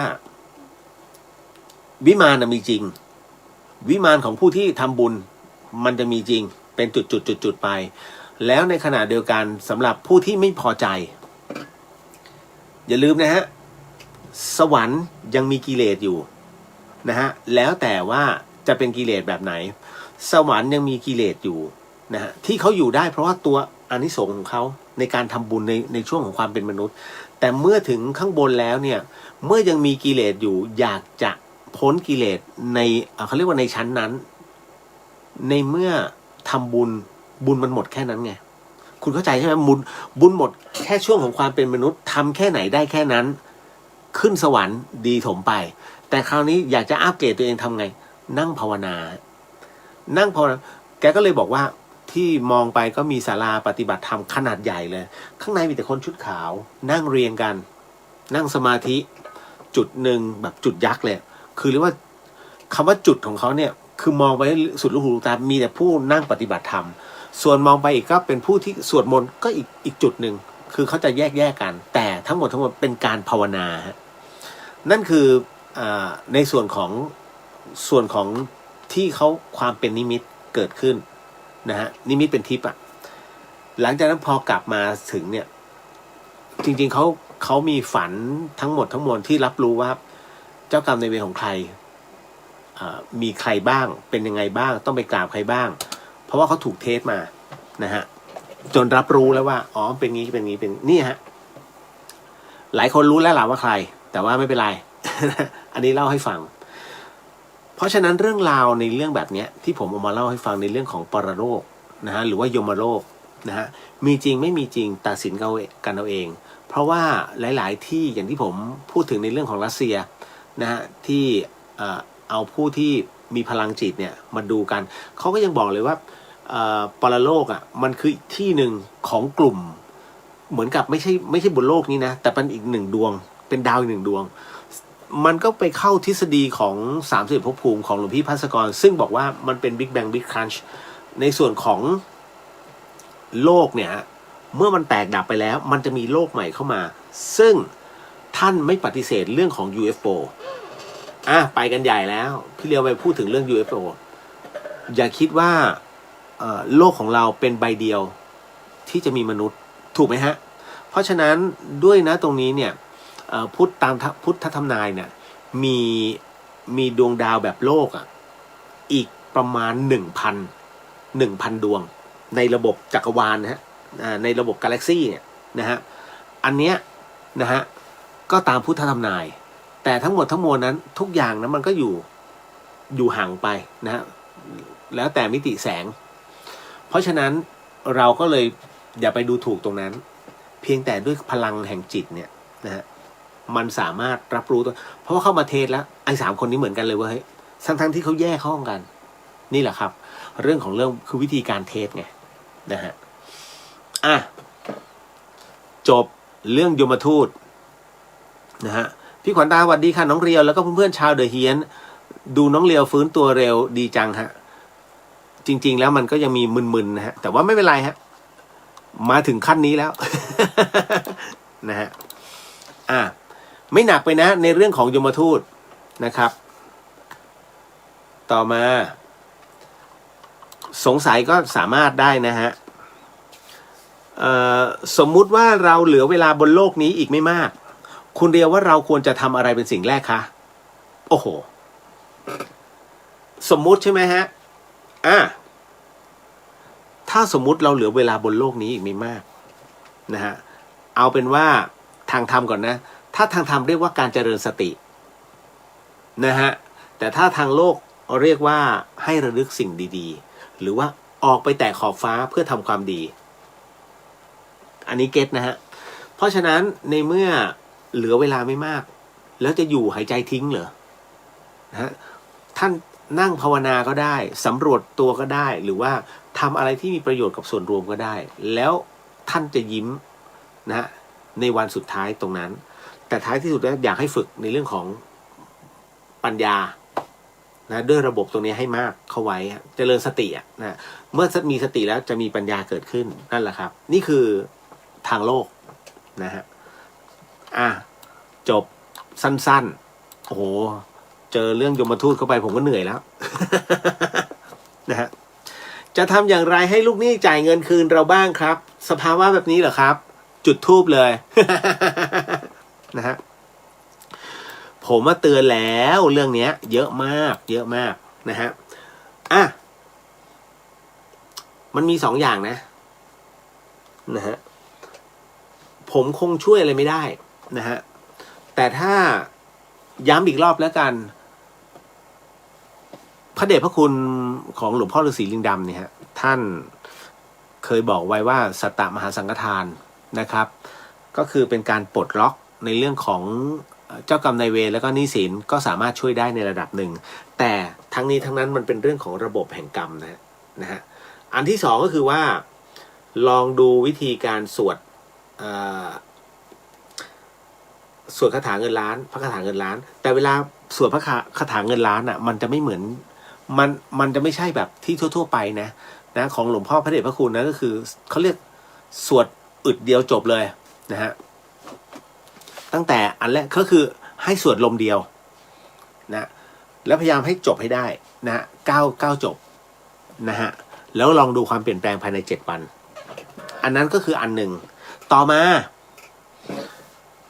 คืออย่างนี้ในเรื่องของการเป็นลูกหนี้เจ้าหนี้เนี่ยคนที่เป็นลูกหนี้เจ้าหนี้คือคนที่เป็นเจ้ากรรมนายเวรซึ่งกันและกันนะฮะคุณผู้ฟังนะฮะมันเป็นเรื่องของการชดใช้ซึ่งกันและกันแต่อย่าคิดว่าทั้งหมดทั้งมวลนั้นจะเป็นเรื่องที่ถูกต้องเสมอไปเพราะว่าการปล่อยอะไรแบบเนี้ยแล้วมองว่าอ๋อเวรกรรมนั่นคือทำให้คนผิดชะล่าใจอันนี้คือทางโลกและกฎหมายแต่ถ้าทางธรรมเนี่ยนะอะไรที่น้อมรับได้คุณอย่าคาดหวังว่าจะได้คืนด้วยสภาวะเศรษฐกิจแบบนี้หมูขนาดนี้นะฮะทุกอย่างแพงหมดนะถูกอย่างเดียวคือเมียอ่านในไลน์มานะทุกอย่างแพงหมดถูกสุดคือเมียในไลน์กลุ่มออฟโรดเขียนเมียพูดอะไรก็ถูกไงลองไปค้านเขาสิถูกตบนั่นแหละคืออย่างนี้ในเรื่องของการยืมเงินนี้นะคุณพลาดตั้งแต่ตอนต้นผมพูดเสมอว่าคนที่เขาจะยืมเงินเราคือคนที่พร้อมที่จะตัดเราคือคนที่พร้อมเนี่ยจะตัดเราออกจากสารระบบความเป็นเพื่อนทันทีนะคุณทำไมจึงเป็นเช่นนั้นเพราะว่าเขาสแกนหาใครไม่ได้แล้วเมื่อสแกนหาใครไม่ได้เขาจะสแกนหาเราเลยอย่างน้อยเอาวะไอเนี่ยก็เพื่อนกันอย่างน้อยมันต้องให้กูยังพอมีประทังแต่ถ้าถามว่ามีจ่ายไหมมีจ่ายคืนเขาไหมพูดลำบากฮะด้วยความเป็นเพื่อนเพื่อนก็อยากรักษาน้ำใจเพื่อนก็ไม่อยากหักหารกันแต่อีกคนหนึ่งไม่คิดเพราะว่าฉันก็ต้องมีลูกฉันก็ต้องมีเมียเมื่อลูกเมียฉันเดือดร้อนเอาวะไอ้นี่แหละนะซึ่งคนให้ยืมเขาก็มีลูกมีเมียถูกไหมฮะดังนั้นเนี่ยมันจึงเกิดอาการทวงหนี้แล้วไม่จ่ายยิงกันนี่แหละก็ยิงกันแล้วไงตายก็ส่วนตายเงินก็ไม่ได้แถมต้องหนีติดคุกเห็นไหมฮะคือทุกอย่างมันเกี่ยวเนื่องเกี่ยวข้องผมจึงใช้วิธีว่าถ้าใครมายืมเงินนะฮะจะบอกเลยว่าถ้าคุณจะให้เท่าที่คุณให้ได้ให้นะผมไม่ได้บอกว่าให้ยืมนะฮะให้เท่าที่คุณจะให้ได้เฮ้ยขอยืมหน่อย5,000มี2,000เอาป่ะมี1,500เอาป่ะเหลือแค่เนี้ยเพราะตอนนี้ติดอยู่4,000มีอยู่4,000เอาไป1,500ที่เหลือเนี่ยฉันจะใช้ในนี้อันนี้ให้เลยไม่ต้องมาคืนนะฮะถ้าคุณพูดอย่างเนี้ย1,500แล้วให้เลยผมถามว่าไอ้นั่นน่ะเดือดร้อนต้องการเงินถึง5,000นะฮะเอาไหม1,500เอาเพื่อนนะฮะต้องมานั่งเครียดไหมคุณต้องมานั่งเครียดไหมไม่เครียดฮะเพราะคุณให้แต่เนี่ยขอบ่อยๆแต่จริงเนี่ยถ้าให้นะจบเพราะอะไรรู้ไหมครั้งต่อไปถ้าเขาจะมันจะติดที่เกรงใจโอ้ครั้งก่อนก็ยืมไปแล้วอันนี้คุณจะปฏิเสธได้ครั้งที่2คุณจะปฏิเสธได้อย่างสนิทใจเฮ้ยไม่มีแล้วจริงก็ให้ไปแล้วไงเห็นไหมวิธีการถ้าคุณคิดว่าให้ได้ให้เท่าที่เราให้ได้แล้วไม่ต้องมาใช้ที่เหลือมือเยอะไปหาคนอื่นบ้างกรรมขี้ดีกับกรรมตดเพื่อนก็ไม่เสียเพื่อนนะฮะแล้วข้อสำคัญคือถ้าคุณให้ยืมนะอาการแรกที่จะเกิดขึ้นกับคุณคือเมื่อเงินนั้นน่ะถูกโอนไปให้เขาปุ๊บคุณเครียดทันทีฮะถูกไหมมันจะใช้ไหมวะขนาดนี้มันได้ข่าวว่ามันติดหลายคนเลย คุณเครียดแล้วนะฮะแล้วไอ้คนที่ยืมล่ะมันเครียดไหมแรกๆก็เครียดแต่พอได้เงินกูไม่เครียดปล่อยมันเดี๋ยวถึงเวลาค่อยว่ากันเขาจะคิดแค่นี้จริงๆนะฮะแต่พอคิดแค่นี้เสร็จปุ๊บเมื่อถึงเวลาวันที่30หรือ31วันที่ต้องใช้คนที่เครียดมากที่สุดคือใครคนให้ยืม ถูกไหมมันจะใช้ป่ะคุณเครียดตั้งแต่วันที่ให้ยืมจนถึงวันที่เขาจะใช้จนกระทั่งคุณมารู้ความจริงว่าอ๋อมันไม่ใช้มันไม่มีหรือว่ามันเงียบไปหรือมันตัดสายมันลบไลน์มัน บล็อก จบความเป็นเพื่อนจบแล้วตั้งแต่ตอนนั้นนะเพราะฉะนั้นท้ายที่สุดแล้วเขาพร้อมฮะเขาพร้อมที่จะตัดเรา เพราะเขาสแกนเราคือเจ้ากรรมนายเวรคนสุดท้ายที่พึ่งเขาที่เขาพึ่งได้ นอกนั้นเนี่ยคือถ้าคุณได้เงินคืนจะดีมากแต่ส่วนใหญ่จะไม่ค่อยได้คืน ยิ่งคนเป็นเพื่อนกันยากครับนะฮะแต่ถ้าสมมุติว่าคุณเรียกว่าตั้งเอาไว้ว่าให้แค่ตรงนี้มันจบแล้วมันจบตั้งแต่คุณให้แล้วครั้งต่อไปจะสบายเพราะคุณสามารถทวงได้แล้วก็ครั้งที่แล้วให้ไปแล้ววันนี้กูก็ไม่มีเห็นไหมนะต่อให้3 เดือนอ่ะมันยืมอีกรอบไม่มีจริงว่ะครั้งนั้นก็ให้ไปแล้วมึงบอกนั่นน่ะที่ให้ไปจริงๆอยากให้ยืมแต่ไม่เป็นไรเพื่อนกันมันจะรู้สึกตะขิดตะขวงใจถ้ายังจะขอให้ได้เนี่ยเขาเรียกหมาแล้วจริงๆฮะเพราะฉะนั้นเสียครั้งแรกเนี่ยแล้วคุณจะไม่เสียครั้งที่2นั่นแหละแต่เสียเท่าที่คุณเสียได้นะฮะลองเก็บไปคิดดูว่าสิ่งที่ผมพูดอ่ะจริงแท้แค่ไหนเพราะคุณคือเจ้ากรรมนายเวรเขานี่แหละเขาถึงได้บอกว่าเอ้ยคบกันได้นะเป็นเพื่อนฝูงกันแต่อย่าคุยกันเรื่องเงิน เพราะอะไรแปลกไหมฮะทำไมจึงแปลกมากในเรื่องของการที่เราจะคุยกันเรื่องเงินไม่ได้คุณเคยคิดเรื่องนี้ไหมฮะคำตอบง่ายๆคือเป็นเรื่องการบริหารกามไม่ใช่กามเนี่ยกามการบริหารกามคือความอยากได้อยากมีอยากเป็นทำไมจึงเป็นเช่นนั้นครับก็เพราะว่าในเรื่องของกามคือความอยากเงินมันสามารถแลกความอยากเป็นความสุขได้ถูกไหมนะฮะคราวนี้เมื่อมันเปลี่ยนจาก ในส่วนตรงนี้ให้มาเป็นความสุขได้มันจึงคุยกันอย่างอื่นไม่ได้เลยนี่แหละฮะมันเป็นอะไรที่เราต้องเข้าใจก่อนนะฮะคนให้ยืมเงินกับคนให้ยืมของเนี่ยผิดกันทำไมยืมของมึงเอารถไปยืมรถเนี่ยเอาไปเลยมึงเอาไปเลยเติมน้ำมันให้กูด้วยเอาไปใช้คุณให้อย่างไม่ลังเลกับเพื่อนแต่พอ5,000ดิคุณจะไม่คุยเลยนะทำไมรถมึงมูลค่ามากกว่า 5,000 ทำไมให้เขาใช้ได้เรื่องของเรื่องก็คือรถเนี่ยเมื่อยืมแล้วเขาคืนไงเพราะมันใช้ในวัตถุประสงค์เดียวคือขับถูกไหมฮะขับไปธุระไปนู่นไปนี่1 วันจบมันก็ขับมาคืนแต่เงินไม่ใช่เงินนี่คืออินฟินิตี้ในความหลากหลายมากนะฮะเพราะฉะนั้นวัตถุประสงค์ของเงินนั้นมันใช้ได้หมดเลยทั้งหมดทั้งมวลคืนไม่ได้ภายในวันเดียวเพราะมันถูกเอาไปใช้แล้วนะฮะมูลค่าต้องรอเวลานี่ลองดูนะลองคิดดูนะครับ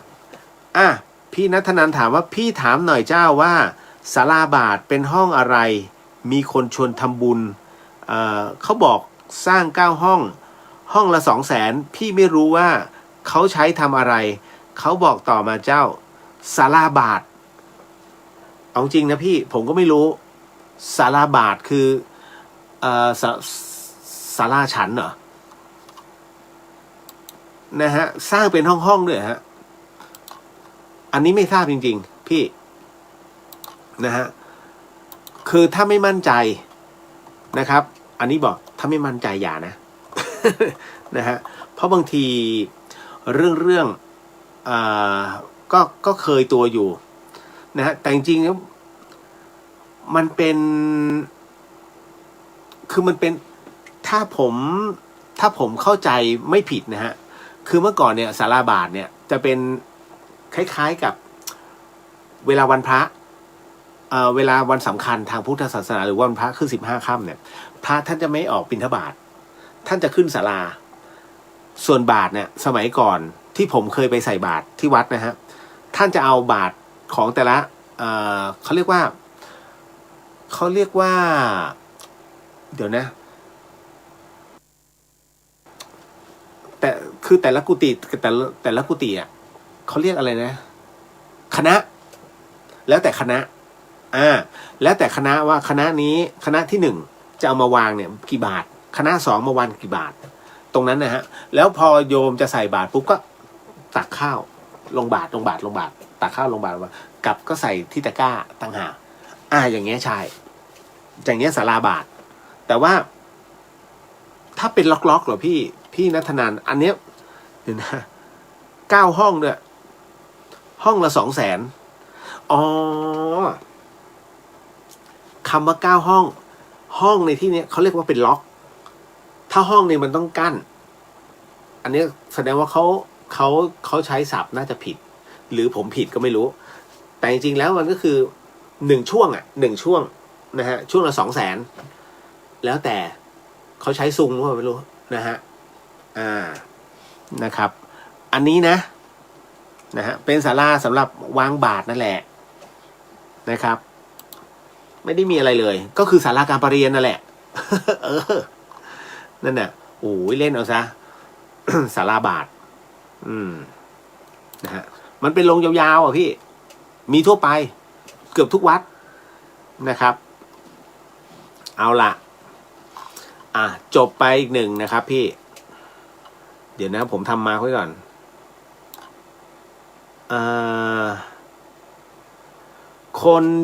คนที่หลงเชื่อ call center โอ้โหกำลังฮิตเลยคือคนที่มีกรรมมาร่วมกันใช่ไหมครับพี่คนที่หลงเชื่อ call center นั้นนะฮะจะบอกว่าเป็นผู้ที่มีกรรมร่วมกันใช่ไหมก็จัดว่าอยู่ในหน่วยนั้นก็ได้ฮะเพราะว่าอะไรคนมีเป็นล้านๆเนี่ยมาโฟกัสที่เบอร์โทรเนี้ยแล้วก็มาหลอกทุกอย่างทุกสิ่งแล้วเรามีสิทธิ์ไม่เชื่อไหมมีสิทธิ์ไม่เชื่อนะฮะแต่ทำไมคนเหล่านั้นจึงหลงเชื่อ1เหตุการณ์ที่เขาเซตขึ้นมาเป็นการข่มขู่2หลอกต่างๆนานาทั้งหมดทั้งมวลแต่ถามว่าสามารถตัดสายได้ไหมตัดได้ไม่ต้องรอฟังจนจบนะเบิกขี้ฟันตึ้งนะฮะแต่ทำไมเราไม่ตัดล่ะเราต้องรอให้เขาขู่รอคุยกับตำรวจคนนั้นคนนี้ นะฮะอันนี้ผมบอกไว้ก่อนเลยฮะถ้าเขาจะจับนะ1ต้องมีหมายมาแล้วหมาย2 รอบนะฮะนี่คือเบสิกของกฎหมายนะว่าฉันฟอกเงินหรือว่าค้านู่นค้านี่นะไม่เป็นไรเดี๋ยวฉันรอหมายเดี๋ยวให้ตำรวจมาจับตำรวจไม่สามารถมาจับได้ทันทีทันใดนะต้องมีหมายก่อนเมื่อออกหมายจับถึงจะจับได้นะถ้าคุณไม่ได้ไปยิงใครหรือว่าไม่ทำอะไรเป็นการซึ่งหน้าไม่มีทางและยิ่งธุรกรรมการเงินนะฮะปปงจะไปอยู่ตรงนั้นเลยทันทีก็ไม่ได้ฮะนะฮะจริงๆคุยกับปปงด้วยอันนี้โมแหละนะฮะมันอยู่กันคนละจุดเลยแล้วเจ้าหน้าที่ปปงกับเจ้าหน้าที่ตำรวจต้องทำเรื่อง ไม่ใช่มาโอนสายกันง่ายไปฮะนะฮะมันต้องผ่านโอเปอเรเตอร์คุณมันวุ่นวายเพราะฉะนั้นมันคือการเซตหลอกนะฮะแล้วจากนั้นข้อกฎหมายเขาไม่รอให้เขาอ่านเยอะแยะตรงเนี้ยพวกนี้เอกการแสดงนะฮะเพราะฉะนั้นจะทำอะไรเนี่ยอย่าให้เขาหลอกแต่กรณีแบบนี้ที่เขาหลอกเพราะว่า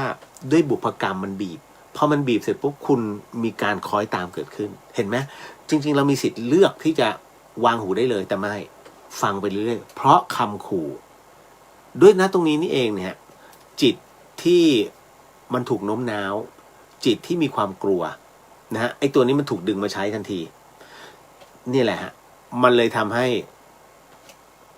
เขาเรียกค่าของพลังของอีกฝั่งตรงข้ามเนี่ยที่เขาจู่โจมเนี่ยมันเลยมากขึ้นเพราะเราไปลดเลเวลตัวจิตของเราให้อยู่เบี้ยล่างของเขาแต่ถ้ามึงมาพาโวยเนี่ยกลับไปนะเรียบร้อยยังไงก็ไม่กล้าต่อให้ปะทะหรือว่าด่ากันในสายนะฮะมันก็แค่ด่ากันในสายนะท้ายสุดปิดจบไม่ได้มีอะไรฮะเพียงแต่ว่าบุพกรรมเท่านั้นเลยฮะอย่างที่เข้าใจถูกต้องแล้วนะครับเพราะตอนนี้มันเป็นเรื่องราวแบบนี้ฮะมันคือการวิตกนี่แหละครับเก็ตนะโหแต่ล่าสุดนี้บ่อยนะฮะก็ยังสร้างกรรมกันอยู่ร่วมกันนะฮะแต่ล่าสุดนี้ที่ผมกลัวมากก็คือในเรื่องของอะไรที่บุกจับการบูน โอ้อันนี้เสียทั้งองค์กรนะฮะเสียเพราะอะไรตำรวจบ้านเหตุเกิดเพราะตำรวจบ้านแจ้งก่อนตำรวจจริงจึงมานะอันนี้ไม่พูดถึงการทำร้ายไม่พูดถึงแต่ผมกำลังใช้คำว่าขาดวิจารณญาณคือตำรวจบ้านนั้นถูกฝึกมาแค่อำนวยความสะดวกไม่ได้ถูกฝึกมาเพื่อสืบสวนนะฮะดังนั้นเนี่ยถ้าแยกการบูนไม่ออกจบแล้วสิ่งหนึ่งที่คนที่เสพยาไทยชอบยาไทยเนี่ยอันตรายมากที่สุดคือมี3อย่างที่เหมือนมากฮะซึ่งอยู่ที่ผมหมดเลยพยายามจะหาก่อนเข้ารายการแล้วไม่ทันนะอะไรฮะ1การบูน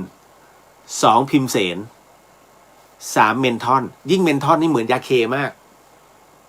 จริงๆมันเป็นเกล็ดนะซึ่งผมหาไม่เจอเดี๋ยวถ้าพรุ่งนี้เดี๋ยวถ้าวันเจอปุ๊บเดี๋ยวพรุ่งนี้เอามาโชว์นี่ไง กูไว้ในรถซวยแน่ ถูกตบ นะฮะเพราะคนรุ่นใหม่ไม่ค่อยรู้นะฮะ